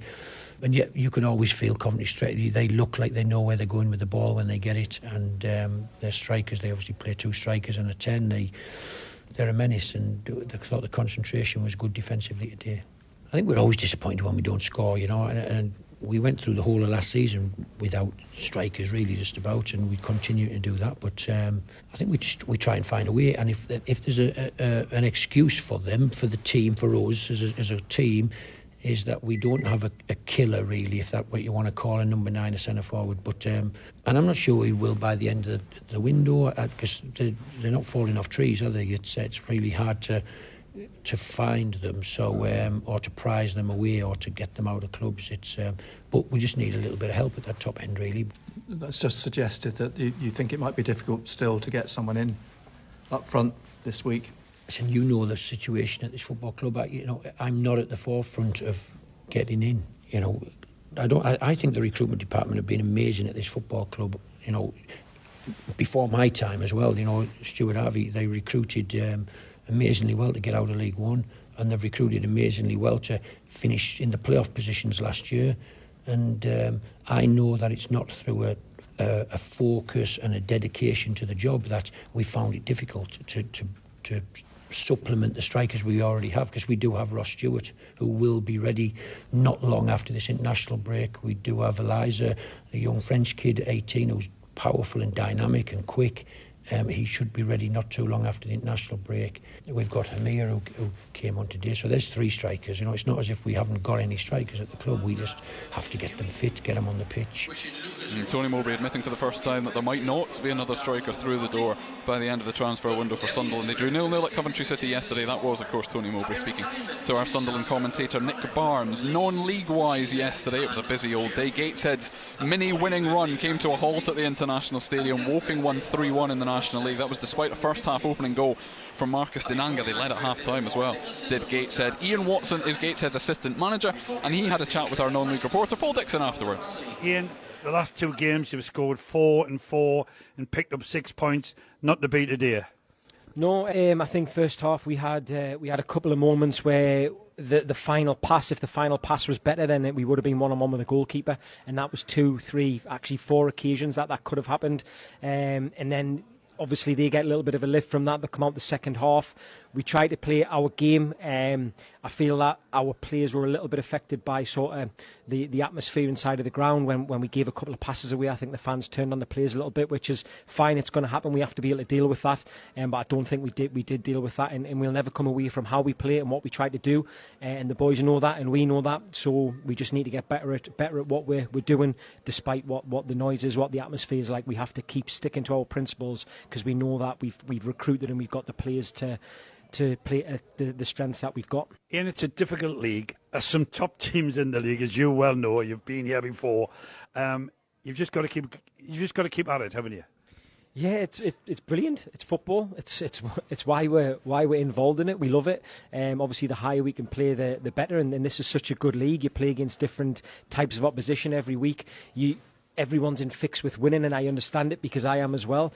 But you've got to enjoy every single moment and just be sort of grateful that you're involved in football. And and obviously we've got some unbelievable players, and they're a joy to watch, and the football club's so lucky to have them, and we need to enjoy them while we can. And finally, you're at Halifax on Monday. You need to go and get something there, yeah? Yeah, well, we look to the next game all the time, so today's result isn't important in terms of Monday. We would have wanted to go and win there anyways, so we'll have the boys back in tomorrow. We'll prep for Halifax, and we've got to keep the spirit high. We've got to go again. Yeah, there is a full non-league fixture set of fixtures tomorrow. That's Ian Watson, Gateshead's assistant manager, talking to Paul Dixon. But elsewhere yesterday in National League North, Blythe Spartans, good run at the start of the season. Hit the buffers a little bit. A 3-0 defeat away at Buxton. They conceded 2 in 2 minutes in the first half as well, which didn't help. South Shields, though, won by 3-0 at home to Gloucester City in that same division. Paul Blackett in the first half, then Aaron Martin and Jed Abbey in the second. We will have live commentary, full commentary of South Shields' game next Saturday afternoon at home to Banbury United. It fits quite nicely in between the early Sunderland game and the late Newcastle United game. In the NPL Premier Division yesterday, at Normorpeth Town beaten 2-0 away from home by Warrington Rylands. But in the East Division there were goals galore and 4 wins from 4 as far as our teams were concerned. The pick of the bunch in terms of excitement, Dunstan winning 4-3 at Belper Town.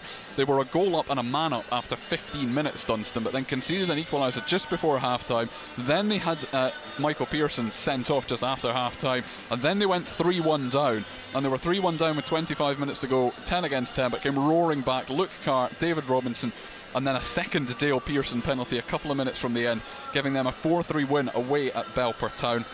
Consett scored 4 at home.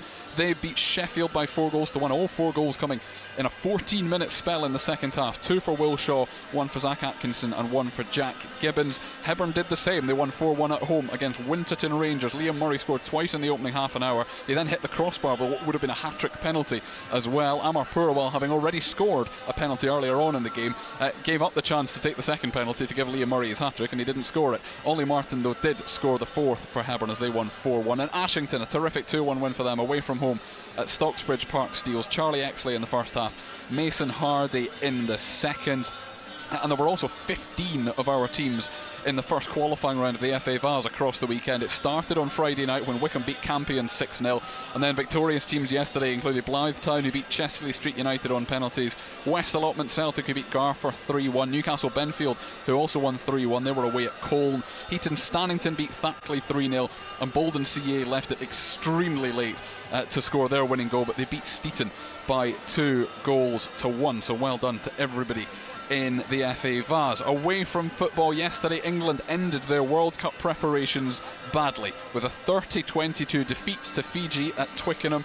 The first time that Fiji have beaten England in their history. James Burridge was watching at Twickenham and says the visitors deserve to win. 3 second-half tries the difference. They backed themselves in attack. They beat England for pace out wide. They show great continuity and belief. England rudderless, no shape, no confidence, unable to find any penetration.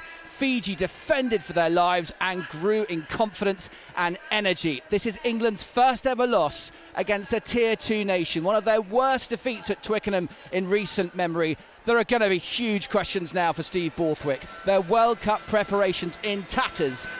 Yeah, they couldn't have gone much worse. Scotland beat Georgia by 33 points to 6 yesterday, despite being 6-0 down at half-time. They came back somewhat in the second half. Today in cricket, in the women's event, the Southern Brave, this is the 100 finals at Lords, I should say. The Southern Brave beat the Northern Superchargers by 34 runs to be crowned champions. In the men's final at Lords, the Oval Invincibles play the Manchester Originals at 6 o'clock. Liverpool are back out on the pitch. Newcastle United aren't quite, but the music stopped, which makes it sound like feels like the second half should get started very shortly. Therefore, I will hand back with Newcastle United leading Liverpool at the break by 1-0 to Matthew Raisbeck and John Anderson. Half-time highlights. Total Sport Northeast. BBC Radio Newcastle. McAllister played the ball forwards, but Liverpool win it back. Oh, Gordon's in! Anthony Gordon's away from a Liverpool mistake. Gordon slots it under Alisson! And of course it had to be the Evertonian who scores against Liverpool. Anthony Gordon's first goal for Newcastle here at St James's Park, picking up on a Liverpool mistake, running through and putting it beyond the goalkeeper into the back of the net at the Lees' end. 26 minutes played, Newcastle United 1, Liverpool 0. Total Sport North East. Matthew Raisbeck and black and white legend John Anderson. BBC Radio Newcastle. That's the only goal of the match, but Liverpool also reduced to 10 men following a red card for Virgil van Dijk for a challenge on Alexander Isak when he was the last man, edge of the area. Looks like the right decision. We've reviewed it at half-time. So the visitors have 10, Newcastle full complement of 11, and a 1-0 lead here on BBC Radio Newcastle and NUFC TV. Second half is 15 seconds old. Newcastle kicked off, black and white stripes against the visitors, all in red, and kicking towards the goal to our right at the Gallagher end in the second half. No changes, full run through of the two sides in a moment. It's with Botman, Newcastle possession in their half of the field. Burn to Gordon, who comes in off the left wing and then sweeps it across to Cher, chipped up, aimed at Joe Linton, away by Liverpool. Byrne beats Soboslai to the ball, and now Gordon to take on Alexander-Arnold on a yellow card. Gordon with a cross into the 6-yard box that Joe Gomez gets clear, but it almost had Isak tapping the ball in. It's a great ball by Gordon, and Newcastle so close to having a big chance to make it too. Trippier looking to play forwards. Almiron makes a run down the line. He's giving it inside to Bruno. Pushed out to Byrne on the far side, and Gordon again. We've got the extra man and he's got loads of space. Gordon, step overs away from Alexander-Arnold. Now the cutback. Isak tries to help it in at the near side, but Alisson makes a save. More exciting play though from Anthony Gordon. Yeah, no pace on the cross though, was there? He's done well. He's done Alexander-Arnold again. Gakpo for Liverpool in between the Newcastle lines, takes it into their half of the pitch. Down he goes. Tonali there, Joe Linton there, free kick. Jurgen Klopp turns and stares at the fourth official. All in black with a bit of mint green on his Liverpool jacket, and then walks towards Craig Pawson in between the two benches, and it might well be about Joe Linton's persistent fouling. It's 1-0 to Newcastle. Pope, Trippier, Cher, Botman, Byrne, Tonali, Bruno, Joe Linton, Almiron, Gordon, Isak is the 11.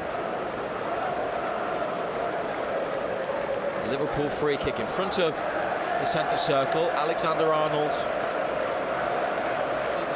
with his blue boots behind the ball, chipped into the box, goal kick. Liverpool, Alisson, Alexander-Arnold, Matip, Gomez, Robertson. Midfield is Soboslai, Endo, McAllister, and then they have Gakpo and Salah. Although it's kind of it's like a 4-4-1. Van Dijk red carded in the first half. Newcastle's bench, by the way: Dubravka, Lascelles, Wilson, Target, Barnes, Livramento, Murphy, Anderson, Longstaff. No Lewis Hall in the squad today. Almiron on the right wing, back to Trippier. They've just had safe possession, Newcastle, over the last 30 seconds or so. We've been looking at the two teams. 49th minute.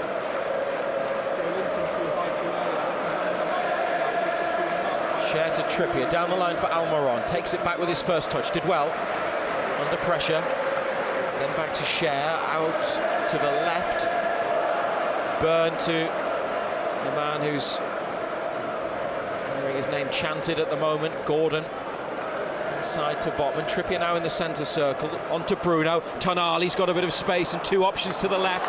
Lovely ball off the outside of the right boot to Joe Linton. A step over and away from Alexander-Arnold. Now the cross, Almiron, oh dear.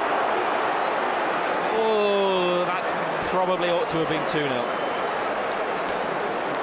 Well, it's one of those that he's got time to think about again, isn't it? He just skies it straight over the top, doesn't get over it. Joe Linton does well down that left side. Good pullback. He's coming on to it. It missed Isak in the middle. It came to Almiron and too high. They win it back from the Liverpool play out from the back, short from the keeper to Matip, and then Trippier with an interception in midfield. He's found Tonali. First time ball out to Almiron, inside to Bruno, closed down by Salah, dropped off at Trippier. Then Almiron down the line, first time back to Trippier, moving the ball around Newcastle. 1-0 up against 10 men. Bruno, too much on that for Tonali. McAllister, caught late by Trippier. Botman, good challenge. Well, the ref brought it back for the... He's brought it back, and he's going to boot Kieran Trippier, which is celebrated wildly by the Liverpool supporters.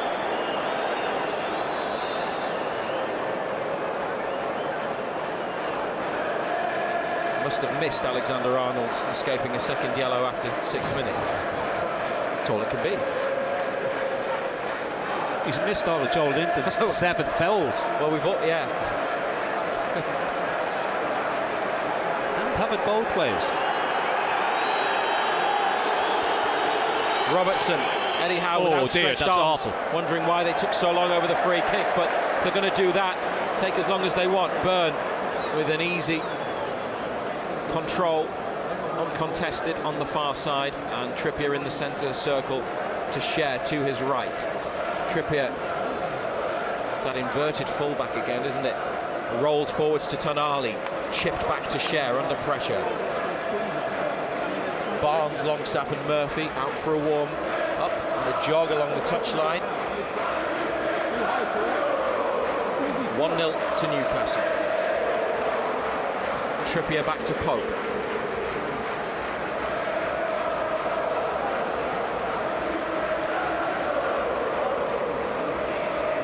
Botman onto Trippier. Tonali's gone into the centre. He's found him with a lovely ball outside of the right boot. Tonali holds off Endo and then tries to get Almiron in, but Andy Robertson well positioned, good defending, takes it forwards, runs into Trippier and out off Robertson.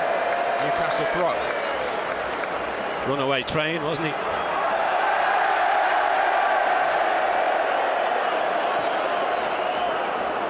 Fans interacting with Jurgen Klopp.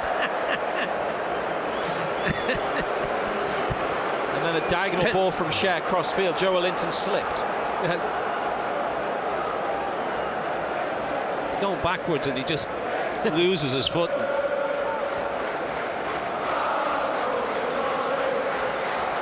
Robertson back to Alisson. Oh, Matip in a bit of trouble on the edge of the area. Gomez, Tonali on his shoulder. Away down this near side, and Newcastle collect the ball through Trippier.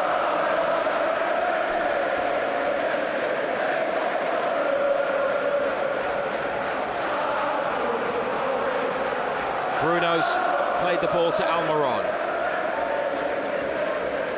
Back 5 yards to Trippier, then another 5 to Schär. Across the halfway line.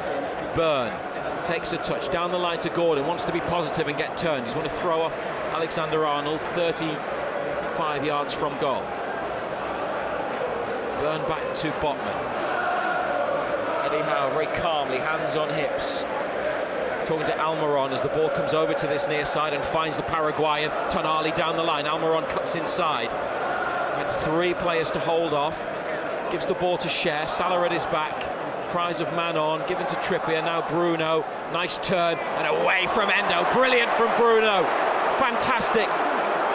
Now options to the left, Gordon, onto his right, into the penalty area, Gordon then goes for goal, straight at Alisson. Yeah, good play again, great little turn, Bruno.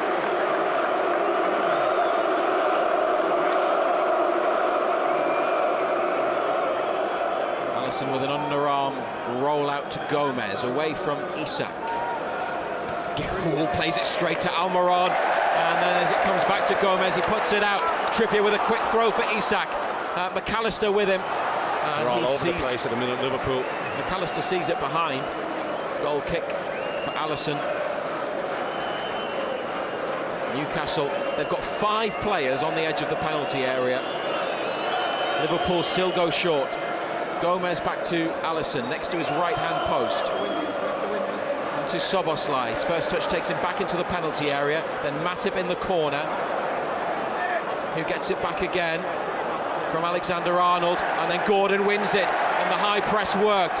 Nicely played by Newcastle on that left side. Joelinton to Gordon, man on. And it's gone out off Gordon eventually. Liverpool throw. I don't see why Liverpool keep doing it. Down to 10 men. It's a 5-man press, and they're still trying to play 4 against 5.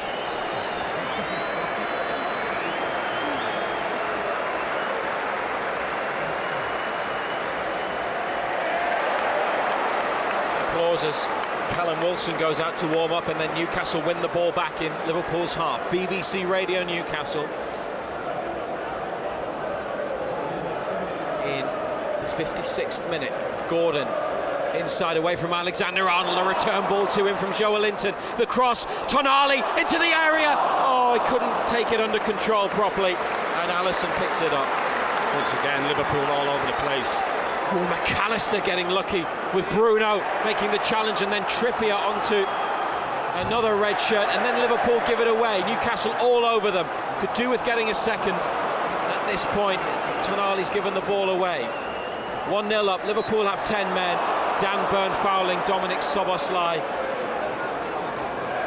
just at the back of the centre circle.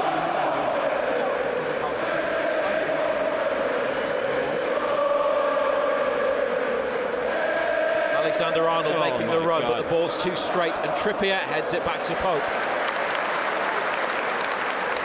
They look for the diagonal pass. Newcastle defended it. Gordon to Joelinton. He's gone back to Burn instead of the 1-2 with Gordon. Trippier inside, in between his two centre-halves again, picking up that position and getting the ball. McAllister closing down, back to Pope.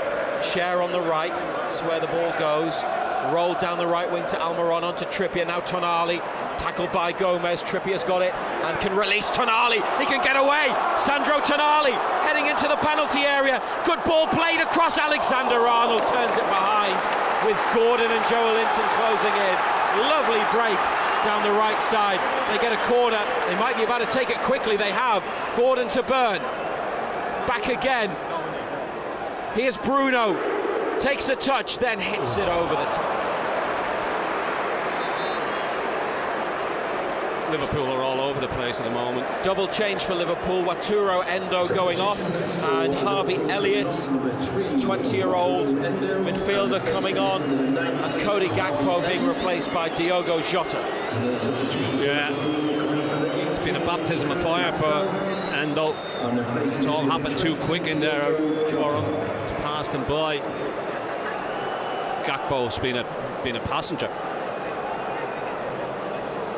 What about that break down the right side? Yeah, I mean, again, Liverpool give it away. Good pace from Tonali. Got himself down that right side. Good ball played inside.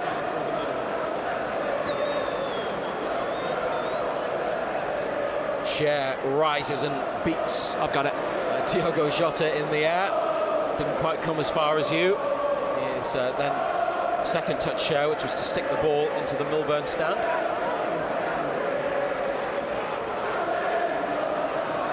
Robertson with a throw to Salah. They've dispossessed him. Tonali back to Trippier. Ball forwards to Tonali again. Back to Cher, and Newcastle recovering the ball so well from Liverpool. Leading 1-0 against 10 men.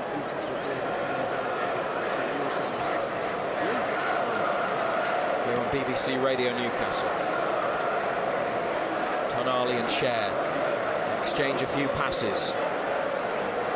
Cher to Tonali again. Up to Almiron. Isak on the move on the inside. Almiron now out wide to Trippier. Wants it back, Almiron. Trippier has chipped it into the box to Isak. Collects it back to goal and pushes it back to Trippier, inside to Tonali, 30 yards out. Oh, just away from Bruno with his pass, and Salah's able to intercept. McAllister now with this ball. Szoboszlai inside, and they're in trouble, Newcastle, for the first time in this second half. Diogo Jota into the penalty area, behind off Joelinton for a corner.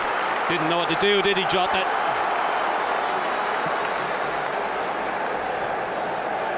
got caught in two minds. In the end, wins the corner.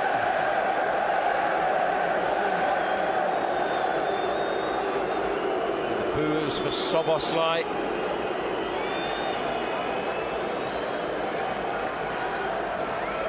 Puts the ball down with his white boots. Will deliver the corner kick. They've once again brought everybody back, Newcastle, to defend, and Almiron near post. Decent delivery, but Joe Linton heads away from the 6-yard area. Gordon then chases the ball into Robertson on halfway. Liverpool have it on the left wing. Soboslai keeping it in with his head, did well. Away from Trippier, onto Diogo Jota. Tonali recovering. Newcastle try and clear on this right side. This is Bruno. Under a bit of pressure, Liverpool win it back. Diogo Jota. Burn challenges Salah once and then twice. Joe Linton went in on Elliott. Liverpool have the ball. Still leading 1-0. Newcastle with Alexander-Arnold across into the penalty area. Comfortably and easily cleared, but straight to Matip in the middle of United's half. Anthony Gordon, scorer of the game's only goal. We're now into the 61st minute. Salah sent out towards the right wing, near to the penalty area. Elliott to Alexander-Arnold, chips in the cross. One clearance, then another. Gordon with the second ball. Gomez header. Isak adjudged to have fouled it.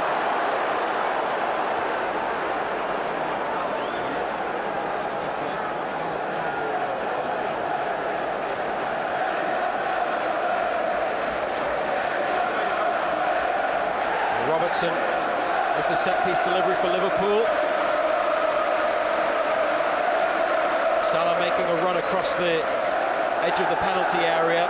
Ball didn't go early. Robertson curls it in, headed up and over. Goal kick.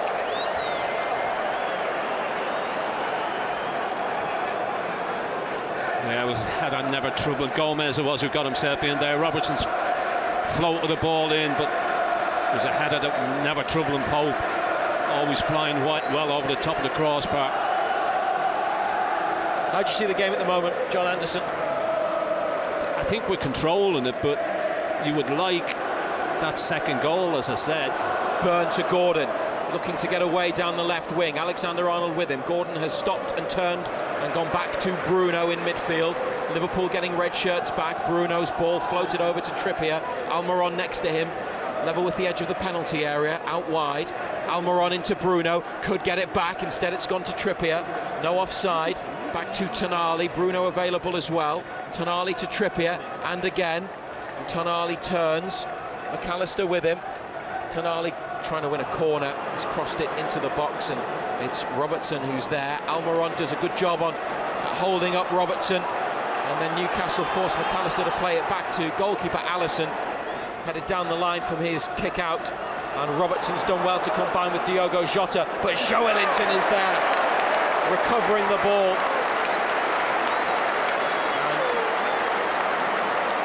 Snuffing out that Liverpool counter-attack.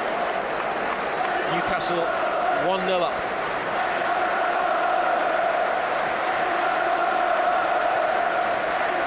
Eddie Howe's black and white army is the cry at St James's Park. Burn to Gordon, he's got space again. Isak on the move inside. Gordon comes in off the left wing. It's a good run from Gordon, he's still going. Still Anthony Gordon! Oh! It would have been a cracking goal, but he's off target with a right-footed shot from 18 yards. Just opened up for him, didn't it? And he just kept going, seeing the whites of the post. It's not that far wide.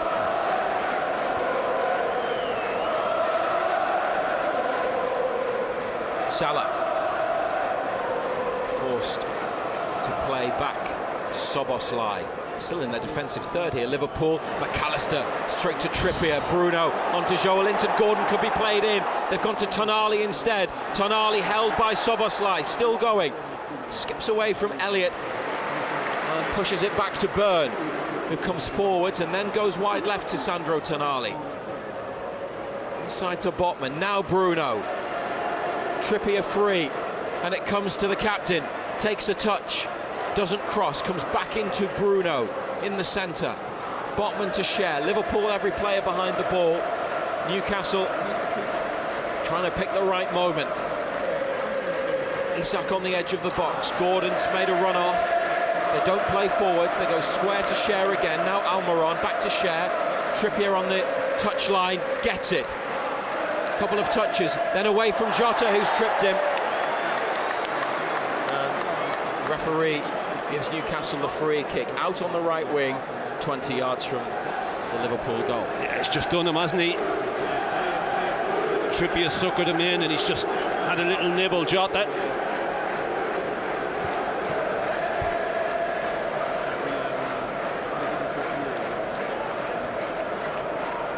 Trippier with the free kick. Gordon's come over. Trippier's giving him some information. And Jason Tindall shouting from the bench as well. Salah is the only Liverpool player behind the line of vanishing spray. Byrne right in the centre of the box. Botman there as well, still looking for a first Newcastle goal. Trippier, good delivery. Oh, headed wide. Just couldn't get above it, could he, Botman? It was Botman. And Cher threw himself at it as well. Just flicked off the top of Botman's head.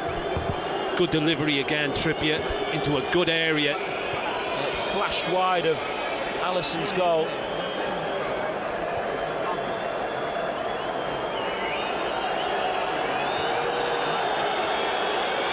'47th appearance today for Sven Botman, the 23-year-old defender.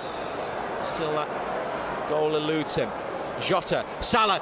Oh, they could have trouble here, but brilliant defending. Botman at the other end this time. Off target with a header from a Newcastle free kick, but then back to make the sliding block to stop Mo Salah equalising. That's a great defending. Just threw himself in the way of it. He was about to pull the trigger. Salah, brilliant defending. This is why they need a second goal, even against the 10 men of Liverpool.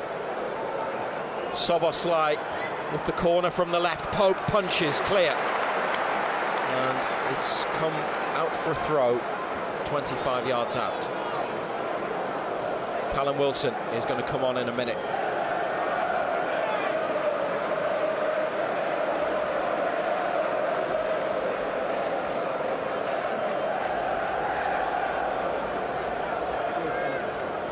Gomez across halfway. Newcastle pushed up and putting the pressure on Liverpool. Matip to the United half. Wilson will be introduced probably the next time the ball goes out. Salah, it's going to be a corner, they might wait. Right hand side this time for Liverpool's corner kick midway through the second half, and Newcastle still a goal up.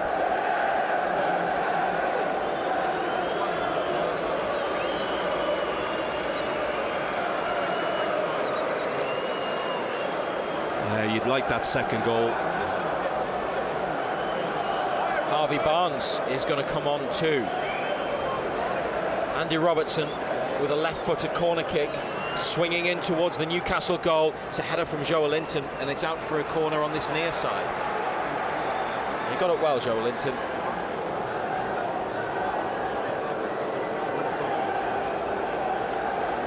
Szoboszlai. Corner kick taker, and that's whipped in dangerously, and Newcastle get it away from in front of Nick Pope. Don't think the keeper touched it. I think it was a defender, then sent back in from the left wing, and it's another corner kick. Botman, Cher and Byrne, they were all in there. Difficult to know who got the touch. Barnes and Wilson wait to come on. Eddie Howe having a chat with Harvey Barnes. I'd be surprised to see Gordon go off, but maybe they could move him over to the right side. 20 minutes to play. Another Liverpool corner. Robertson. Plenty of whip on it. Great header clear by Dan Byrne to halfway. And Alisson in the Newcastle half is there for Liverpool. Alexander-Arnold chipped back into the box, straight through to Nick Pope. were thought they were booing, but they're actually shouting shoot, aren't they, to Pope, because Alisson was well out of his goal. Ball's at the feet of Sandro Tonali. Sven Botman across to Fabian Schär, closed down by Dominic Szoboszlai, back to Nick Pope. He's gone long through the middle. Trippier wanted it played out wide. Gomez with the header, and then Bruno will win that one in the air. It's come from Matip, brings it down. Gordon then makes a challenge. Matip under a lot of pressure, pushes it back to Robertson. And he lifts it over to Alexander-Arnold, far side of the pitch. Harvey Elliott, former Fulham player, back to Alexander-Arnold. He's gone long with the ball. Fabian Schär, cushioned header down. Tonali forced backwards by pressure from Liverpool, but he gives it to goalkeeper Pope. Newcastle on BBC Radio Newcastle. Still leading by a goal to nil against 10 men. Tonali looking for Joelinton. Liverpool got a boot on the ball, but it's still under United's control. They've come over to Trippier on this near side. He tries to come away down the right wing, chips it towards Almiron. It's gone out. Now they're going to make the changes. Yes, they are. So Isak coming off to be replaced by Wilson.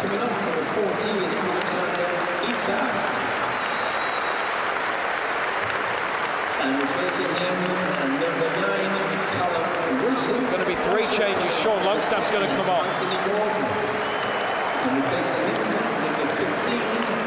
And it's another straight swap. It's Harvey Barnes for Anthony Gordon. Tonali will get a breather. Longstaff on in his place. So all like-for-like changes. Yeah, I'm surprised Gordon's off. I think he's been excellent on that left-hand side. Gordon got a standing ovation. Well, they all did, the 3 of them. For Newcastle, number 8, Sandro Tonali. Replaced by number 36, Sean Longstaff. Alisson out to his box with Wilson almost on top of him. He's had to flick the ball away to the right side, and Liverpool have cleared it. Joelinton's got it now, and here is Harvey Barnes straight on into the action, trying to get Wilson in, cut out by Matip. And Liverpool giving it away from a pass out from the edge of their area again. Newcastle got the ball on the floor. Botman, Schär on the inside. It's played around Salah.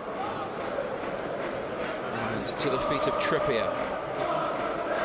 Almiron with Longstaff for support, but he's going to hit the space, run down the wing.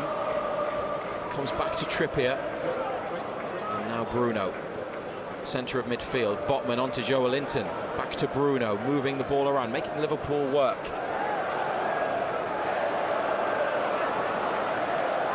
Here's Barnes. 3 substitute appearances for him so far. Back to Byrne. No pressure on Botman. Great ball. Almiron keeps it in for Trippier. And then it's given back to Almiron by Trippier. Moved on to Longstaff. Back to Trippier. 30 yards out on the right. Almiron with a flick down the line for Longstaff. Goes for the first time cross. Wilson header at the near post. Always a difficult one. Had to really use those neck muscles to get on target. Real difficult one. Good play again though. Longstaff went for the first time cross and got it into the middle. Wilson was in near post area, near side of the box, but couldn't get the header on target. Botman doing well at the back and giving it to Barnes, who aimed it towards Joelinton, but it's McAllister with an interception on the touchline, far side. And back to Alexander-Arnold. 1-0 to Newcastle. Long ball forward, Salah chasing, Pope gets there again and heads it out into the east stand. 75 minutes on the clock. There's a second ball on the pitch. Liverpool took the throw, Newcastle got one of their own, but another ball has appeared and it'll restart the game with a Newcastle throw. Clearance from United as Jota goes down in the box, appeals hopefully for a penalty, never getting it. Just ran into Trippier and then threw himself to the floor. And they went back from the throw, cleared it to Liverpool, long ball into the box, then Jota hit the deck. And now Pope to Botman, short ball out from the back, given to the goalkeeper again, and clipped out to Trippier. On his chest, inside to Almiron, Longstaff for support. Almiron carries it, Longstaff getting on his bike, down the right wing, Almiron heading in towards goal, what a run! Miguel Almiron, is there a finish? Off the post! Off the post from Almiron! That was. Barnes with a cross, it's a corner. Oh! Well, Alisson made a brilliant save to deny him in the first half. There he would have scored one of the goals of the season, and probably surpassing anything he did last year. It was unbelievable from Almiron, and the curling left foot shot clipped the base of the... Just opened up for him, didn't it? Just picked it up, started running, nobody came to him. He's cut inside, he's whipped it with his left foot. Alisson's beat and hits the outside of the post. So unlucky. That was almost the second goal they crave and that they are looking for from this corner. They've left Longstaff back and Almiron and Barnes outside the area. Trippier to deliver, it's high to the back post. Joelinton heads down into the 6-yard box. It was straight against a red shirt, unfortunately for Newcastle, and put out for a throw. Another substitution for Liverpool. We're going to see Alexis McAllister leave the field. Substitution for Liverpool, coming off number 10, Alexis McAllister, and replacing him number 9, number 78, Jarrell Quansah is coming on, and Darwin Nunez will replace Joel Matip.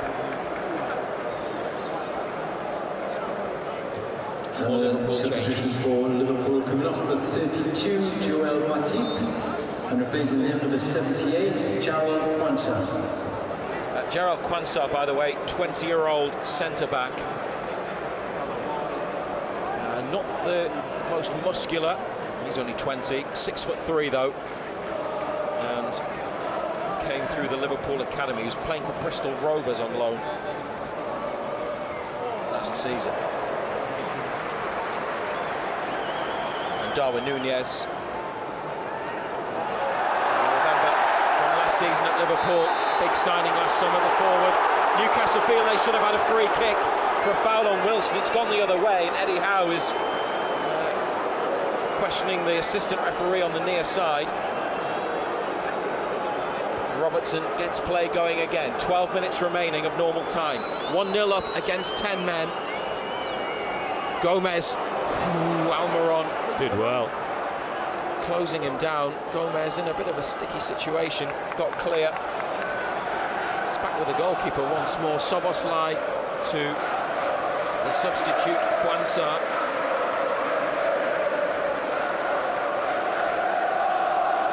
Harvey Elliott, good play looking to stretch Newcastle. Darwin Nunez brings it down. Dan Burn doing great defensive work. Joelinton drops his shoulder, gets away from Elliott and plays in Harvey Barnes. Wilson in the centre. Barnes held up by two defenders. Deflected shot. Wilson with a header, trying to guide it towards goal. Got caught in two minds, didn't he? Didn't know whether to square and a shoot. And Alisson, but yet again, Alexander-Arnold's all over the shop. Oh, we had a couple of those against. Three of those against Aston Villa. One that led to a Wilson goal, one was a Barnes goal, and the other, Barnes played Wilson in and it was saved. And a bit of confusion maybe. Danger at the other end though. Diogo Jota, but Dan Burn again with brilliant defending to clear, covering round the back. It's 1-0. They've got the extra man, Newcastle. Bruno fouls Soboslai, closer to halfway than the box.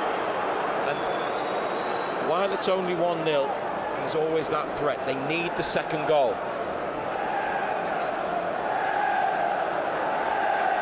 And if They've taken off a midfielder and put another forward on. Szoboszlai square to Elliott. Back over to Robertson. Alexander-Arnold, furthest player back near the front of the centre circle. Over to Elliott again. Joelinton with a challenge on Quansah. Joelinton's gone down. Darwin Núñez helping him up. Referee has gone across to check on the situation. He'll be all right. Liverpool take the throw. BBC Radio Newcastle. We'll be on for a bit after the game as well. Tweet at BBC Newcastle or WhatsApp 08000 321 333. Put BBC at the start of your message. Alexander-Arnold, ball on the floor up to Salah, helped on to Jota. Now looking for Darwin Núñez, has got in around Botman. Darwin Núñez scores! Liverpool get an equaliser. The ball hit Sven Botman and fell nicely for Darwin Núñez, and the 10 men are level with 10 minutes to play. Newcastle United 1, Liverpool 1. Well, it's a good finish. Just gets his body shape all wrong, doesn't he, Botman?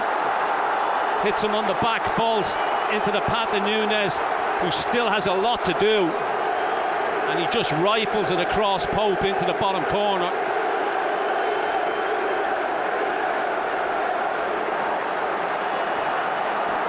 Why a second Newcastle goal was so important. And now 10 minutes plus added on time with an extra man to try to get in front again, but Liverpool will have their tails up after equalising. Elliot Anderson's going to come on now.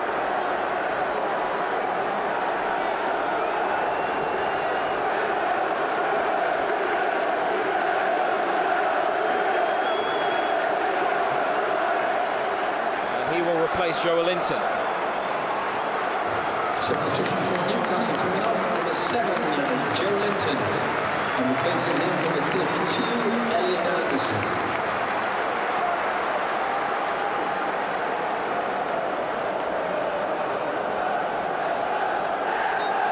Sean Longstaff kicks off. Bruno into the Liverpool half to Harvey Barnes. We spoke about that second goal, didn't we? Spoke about needing that second goal.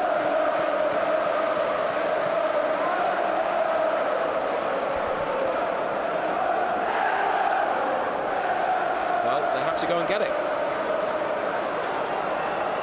Botman clipped over to Trippier on the touchline, takes a touch and back to Cher.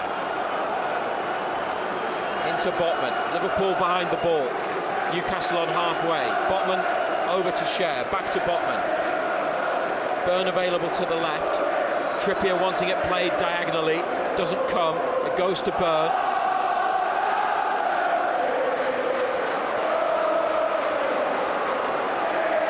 Now Botman looking for that ball to Trippier. Diogo Jota back to chest it down to Robertson. Burn with a free header, but straight to Szoboszlai. And now Jota on the left wing. Liverpool getting players forwards. Newcastle with bodies back. It's into the box. It's Darwin Núñez. Back to Jota. He's missed it. Elliott and Salah are there. And now Szoboszlai trying to get the shot away. Blocked by Bird. And Almiron up to Wilson. Might have been a push in the back. Nothing given. It's with Barnes on the left side. Heading towards the halfway line. You're listening to BBC Radio Newcastle. 1-1 now. In front since the 25th minute through Gordon. A couple of minutes later, Van Dijk was sent off. Darwin Núñez has just equalised for Liverpool. Almiron wants to be played in on the right wing, doesn't get it.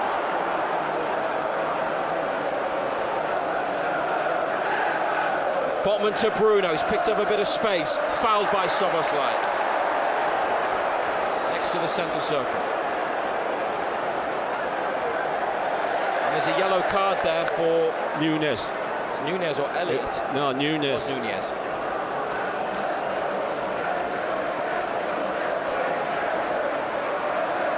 Almost 8 years since they last defeated Liverpool. Ball into the box, Botman header, but it's gone behind. It's a header across goal rather than an effort on target. He's gone down in pain, and the physio comes running on.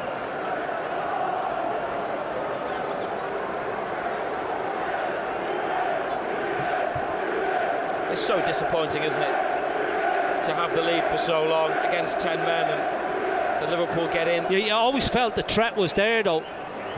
That's why we kept going on about that second goal.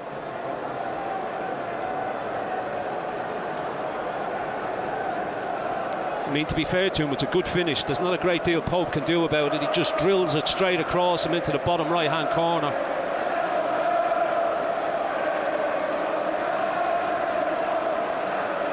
Botman receiving treatment in the Liverpool box. He looks in quite a bit of pain.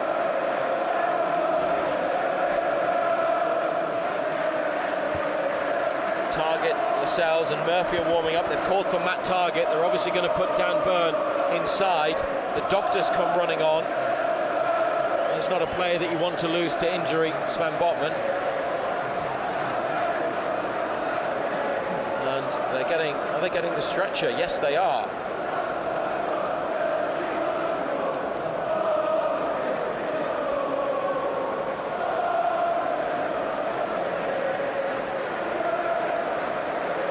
He's on his feet. The stretcher has been brought onto the pitch, but he looks in a bad way, doesn't he? He doesn't look great.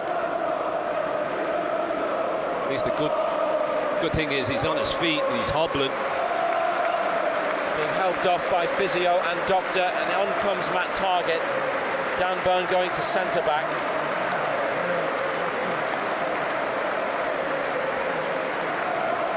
What have we got left? 4 minutes of normal time. 1-1 at St James's Park. Number 13, Matt Target. Botman helped around the pitch. It's a big blow. Trippier wins the header. Wilson trying to find a teammate.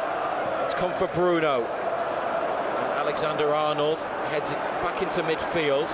Bruno on his chest, Longstaff nearby. Liverpool win possession back, then Bruno to Longstaff. Anderson finding Barnes on the left wing. Anderson goes beyond.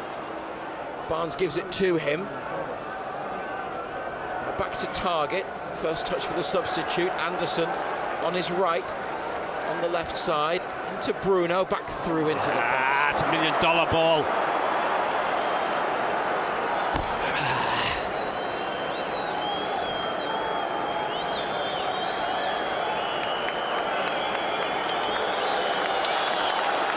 Applause is for Botman, who is nearing the Newcastle bench and the tunnel area, having made his way around the Gallagher end goal.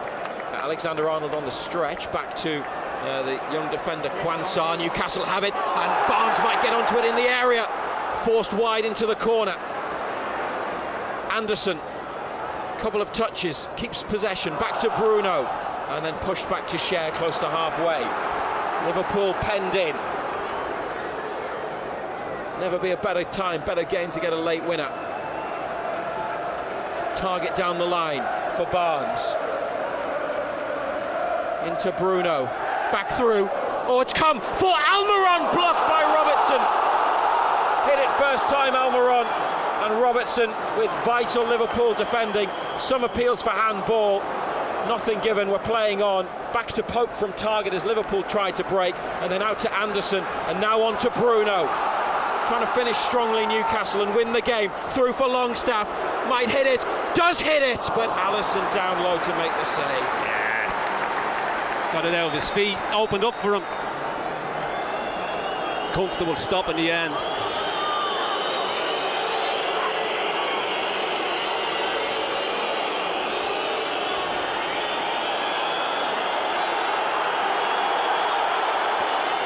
Cheers are because Allison's taking a while. It's all the way through back to Pope. And we've got a minute of normal time to play on BBC Radio Newcastle. One apiece.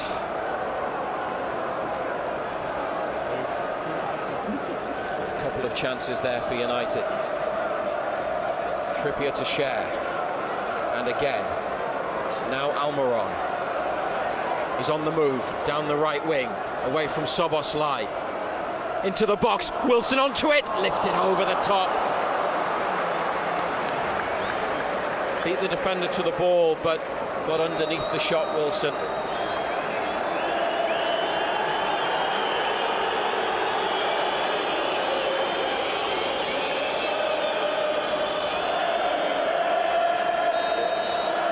Referee's whistle indicating he wants Alisson to hurry up.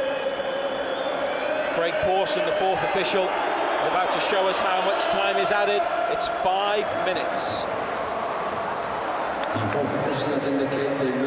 Newcastle throw on the right, their half of the field.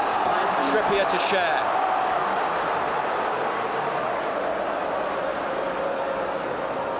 Burn now at centre half, with Botman off injured. Bruno to target. Bruno on it now, in the centre circle.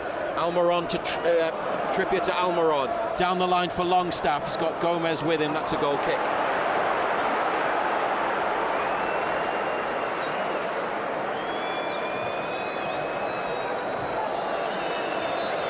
Wilson places the ball on the 6-yard line for Alisson, who picks it up and moves it. Is it tight? Is it? Referee keeping an eye on it. Liverpool head upfield. We've played about a minute of the minimum 5. 1-1 after Nunez's late equaliser for the 10 men. Trippier back to Pope, closed down by Nunez, left-footed away from the goalkeeper. Gomez holding on to Wilson. Referee might have felt they were holding on to each other. Now Diogo Jota, challenged by Bruno, and that's a Liverpool free kick on the left in central midfield.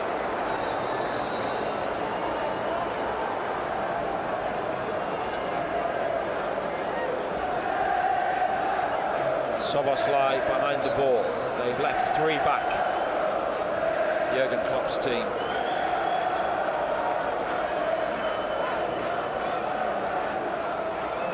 Szoboszlai plays it back to Gerald Quansah.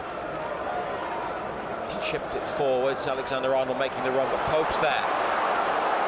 An overarm throw out to Target. Barnes down the line. Target inside to Anderson. And there's a great ball by Elliot Anderson. What a pass that is. Kieran Trippier takes a touch and then teases it in. Sean Longstaff trying to get it around Alisson at the near post. Not sure he really connected with it as he made the run into the box, the darting run, and Alisson is able to gather it.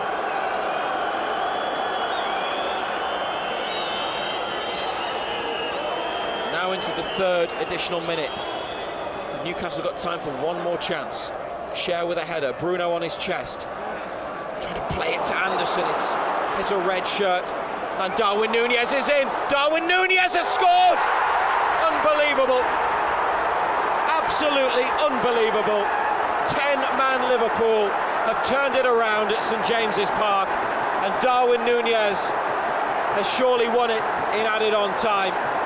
They just have a hold over Newcastle United, just cannot seem to beat them, and the most improbable outcome against 10 men, leading all the way to the 80th minute. Now in the 93rd, it's Newcastle United 1, Liverpool 2. Great finish again, isn't it? We give it away. Bruno gives it away in the bad area of the pitch yet again. Salah, they break. Good ball down the line. He gets a run on. I think it's Dan Burn he gets the run on, but he still has a lot of work to do. And yet again, he fires it across Pope.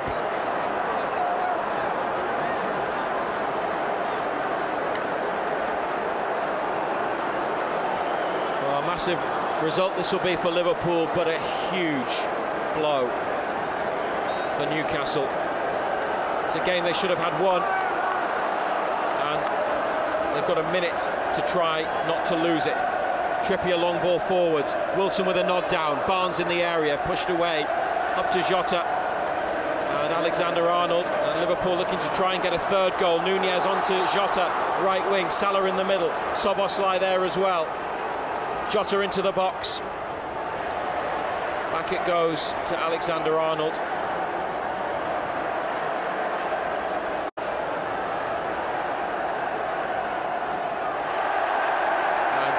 throw next to the corner flag, Liverpool.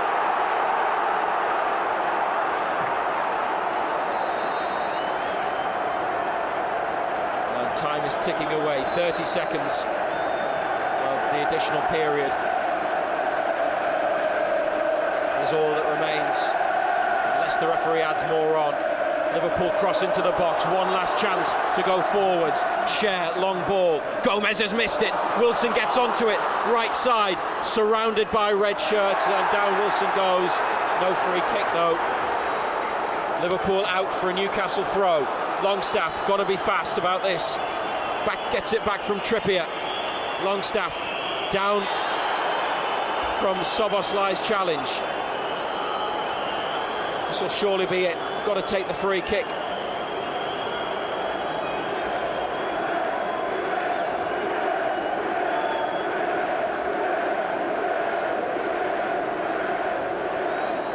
Pope's going up for the free kick.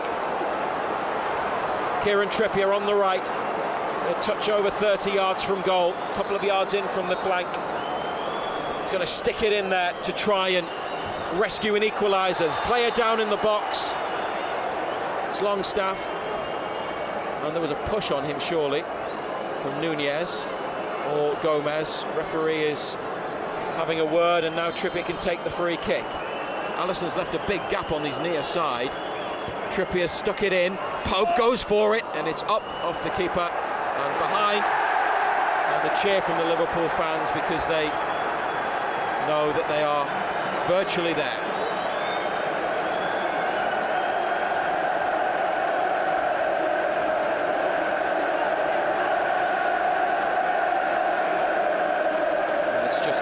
Goal kick now, and then surely we'll get the whistle.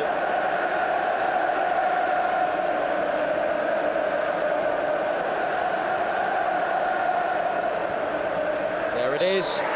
Liverpool have come from behind to win in a cruel and heartbreaking way for Newcastle, in a way that you just wouldn't have seen when they were 1-0 up and playing against 10 men and on top, but they missed good chances to extend the lead. Almiron in both halves, other opportunities that they had, they didn't take, and the equaliser from Nunez came late, the winner came even later, and gleeful Liverpool celebrate on the pitch. Newcastle looking dejected. It's well, stunned St James's Park, that late turnaround. Ando. Yeah, a substitute comes on, made all the difference. Big, strong, powerful runner. Two good finishes, but we kept saying we needed that second goal. You know, you always felt that Liverpool were a threat. You needed that second goal. It didn't come, and we've been punished for it. You know, the game was all, I always felt the game was in the balance, because we were only 1 up. You needed that, even though you were playing against 10 men, you always felt that Liverpool carried a threat, and we needed that second goal, and unfortunately we weren't able to get it. 2 defeats in a row then leaves them with 3 points from 3 matches, and after the euphoria following the 5-1 win over Aston Villa, Newcastle now with back-to-back losses ahead of a trip to Brighton on Saturday tea time. 3 points out of a possible 9, and still early days, still the first month of the season. A lot of fans left after the second goal from Nunez. Those that are still here are applauding Eddie Howe and his players who go around the pitch, which they do win, lose or draw. And a message on the giant screen at the Leazer's end says thank you for your support. It's Liverpool again, isn't it? I mean, it was Anfield last August with the injury time winning goal coming from behind. Today it's at St James's Park. They just, for some reason, can't get the better of them. No, bogey side. I suppose you've got to give Liverpool a little bit of a credit, because they dug in. You know, they were down to 10 men for a long period of that game, and they dug in, they defended well, they broke when they could. But it's bitterly disappointing. You know, you're 1 up for such a long period of the game. What, 80 minutes, and really you should be able to see it out, and we weren't able to do it. Jurgen Klopp doing his thing in front of the away end, which has Liverpool fans cheering. Eddie Howe, Kieran Trippier, Jason Tindall heading off the pitch in Newcastle colours now, and a week to prepare for Brighton, something we'll talk to Eddie Howe about shortly, and you'll be able to hear the interview on BBC Sounds and on the BBC Radio Newcastle Twitter page at BBC Newcastle about the injury to Sven Botman, which is another problem on a bad day, and whether they might have to go into the transfer market again, because he did say the only reason that they would go into this situation where they could sign another player would be if they got injuries, plural. But Botman is such a huge player for them. He played well again today. He was unlucky for the first goal. He just got his body shape wrong, and it's just hit his back. Fell into the path of Nunez, who still had work to do, and it's a good finish. But his overall performance was excellent. He made one great block as well, and you just hope it's nothing too serious for the boy, because he's a big player for us. We'll be staying on for a little bit here on BBC Radio Newcastle. You can get some messages in to Colin, who'll be here in a moment alongside Ando on WhatsApp. Put BBC at the start and the numbers 08000 321 333, and text start your message with BBC again, shorter number 81333 if you're texting, and on Twitter it's at BBC Newcastle. It was going well when Anthony Gordon put Newcastle in front. It got better 3 minutes later, just before the half-hour mark, when Virgil van Dijk was shown a straight red card, but Newcastle couldn't get the crucial second goal that they threatened, that they pushed for, and Liverpool made them pay. Nunez on 81 minutes, and then a dramatic, horrible late winner on 93, and it finished at St James's Park. Newcastle United 1, Liverpool 2. People are talking about AI ending the world. At the minute, AI just seems to be good at providing people singing people's songs. Matt Bailey at breakfast. There's an AI of Frank Sinatra doing like loads of modern songs and stuff. It was really cool. Do you want to hear the latest one? Do you want to hear the latest one? Yes. So Sam Fender's song being covered by Homer Simpson. The sickness was forever. Cold September's, the distances we covered. It's the song you never thought you needed to hear. He's better singer than I thought. And closer when you thought. He loves it a bit there, didn't he? Yeah, it does, yeah. Like, if AI is just going to do this and not take over the world, I'm here for it. The sound of the North East at breakfast. BBC Radio Newcastle, making a difference in the North East. That is not how we saw the second half going at half-time. Newcastle United 1, Liverpool 2 the final score, because Darwin Nunez scores twice in the 81st and 93rd minutes. Liverpool having had 10 men from the 27th minute. Get in touch with us. We are on air until 7 o'clock. Send us some messages. 0800 234, well, that's the phone number, isn't it? 0800 234 6565 will be the phone number when Total Sport is back at 6 o'clock tomorrow. But if you're going to send us some messages tonight, the WhatsApp message 08000 321 333, 08000 321 333. Start your messages with the letters BBC. 81333 is the number. If you're going to send us a text message, you can send us voice notes via WhatsApp as well, the same number, 08000 321 333. John Anderson still alongside me here at St James's Park. He now empty St James's Park, and all the noise that you could hear as Matthew was rounding up the game a couple of minutes ago, Ando, came obviously from the Liverpool away support, because on a national scale, all the national headlines are going to be brilliant Liverpool performance. They were down to 10 men for 75 minutes and they've come back and won the game. That's great. How much credit do you give Liverpool? How much blame do you apportion to Newcastle? A little bit of both, I suppose. You've got to give Liverpool credit for hanging in there and staying in the game. I didn't think we were clinical enough. I mean, we just kept keeping the ball. We need it, and I kept saying in commentary, we need that second goal, because Liverpool still, even though they were down to 10 men, they still carried the threat. You know, when they broke in numbers and got themselves in behind. Nunez coming in, his movement was great. And to be fair, 2 top-class finishes, 2 really good finishes. But we needed that second goal. Liverpool just kept hanging in there. We had a lot of the ball second half, but I don't think we moved it quick enough. We didn't move Liverpool around. We kept playing in front of them, letting them see the ball, letting them... We passed it from side to side, but with no real pace. So Liverpool just shuffled all the time. So the ball was in front of them all the time. We never got in behind. We never played balls in behind, down the side of centre-backs, moved centre-backs about.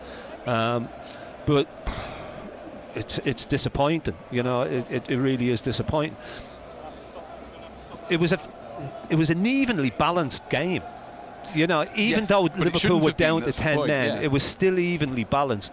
It wasn't as if we were battering them and going, oh, yes, I know Alisson's made a wonder save from Almiron in the first half. It's a great save, and then Almiron hits the outside of the post. But neither keeper's really been called upon. You know, Alisson's never been called upon to make wonder saves all game to keep them in the game. Well, he didn't make a single one in the second half, and obviously Almiron hits the post, which Alisson wasn't getting to if it had been the right side of the post. But yeah, Newcastle moved the ball side to side and it was all very neat, but it was all a little bit one-dimensional. Yeah, there's got to be more intent. You've got to move the ball with intent, and I felt second half we didn't move the ball with enough intent to try and hurt Liverpool. It was all about trying to take the sting out of it, just keep it, and if need be, okay, we win 1-0. But you never felt comfortable at 1-0 because, as I said, you always felt that Liverpool carried a threat. Yeah, there's a couple of I'm going to say angry messages. I'm going to come to them in just a moment. William has sent one and Gordon has sent the other. But John has sent us a WhatsApp message. The WhatsApp number 08000 321 333. Starting messages with the letters BBC. John says, Ando, does Eddie Howe need to take some blame for the substitutions today? And this is one I wrote down during the game as well. Taking Tonali and Gordon off was a bad move, I thought at the time, says John. And it didn't look right in hindsight, either words. Definitely 2 points dropped. Well, hindsight's a wonderful thing. 3 points dropped. Yeah, but I thought Tonali and Gordon were having an influence on the game, so why would you take them off? Yeah.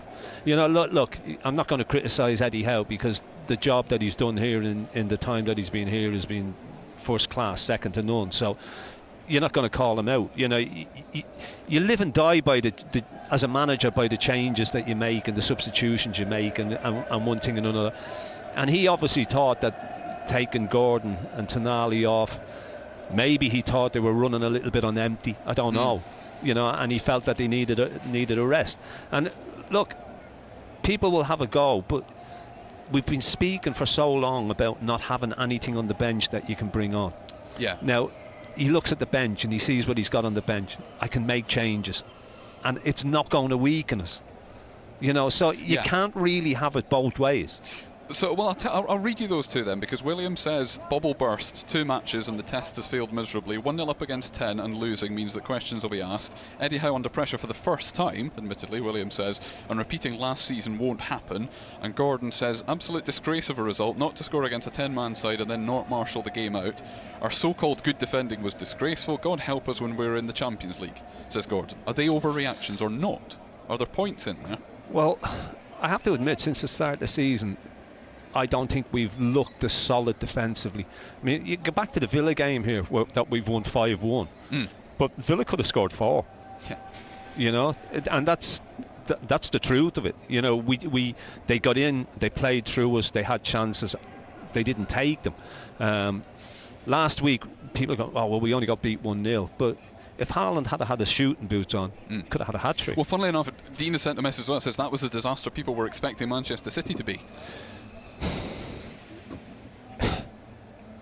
I never thought it was going to be. I never thought it was going to be easy today, but I just think when you go 1-0 up, they then go down to 10 men and you play 70 odd minutes, whatever it was, against 10 men, and then you get into the last 10 minutes and you're 1-0 up.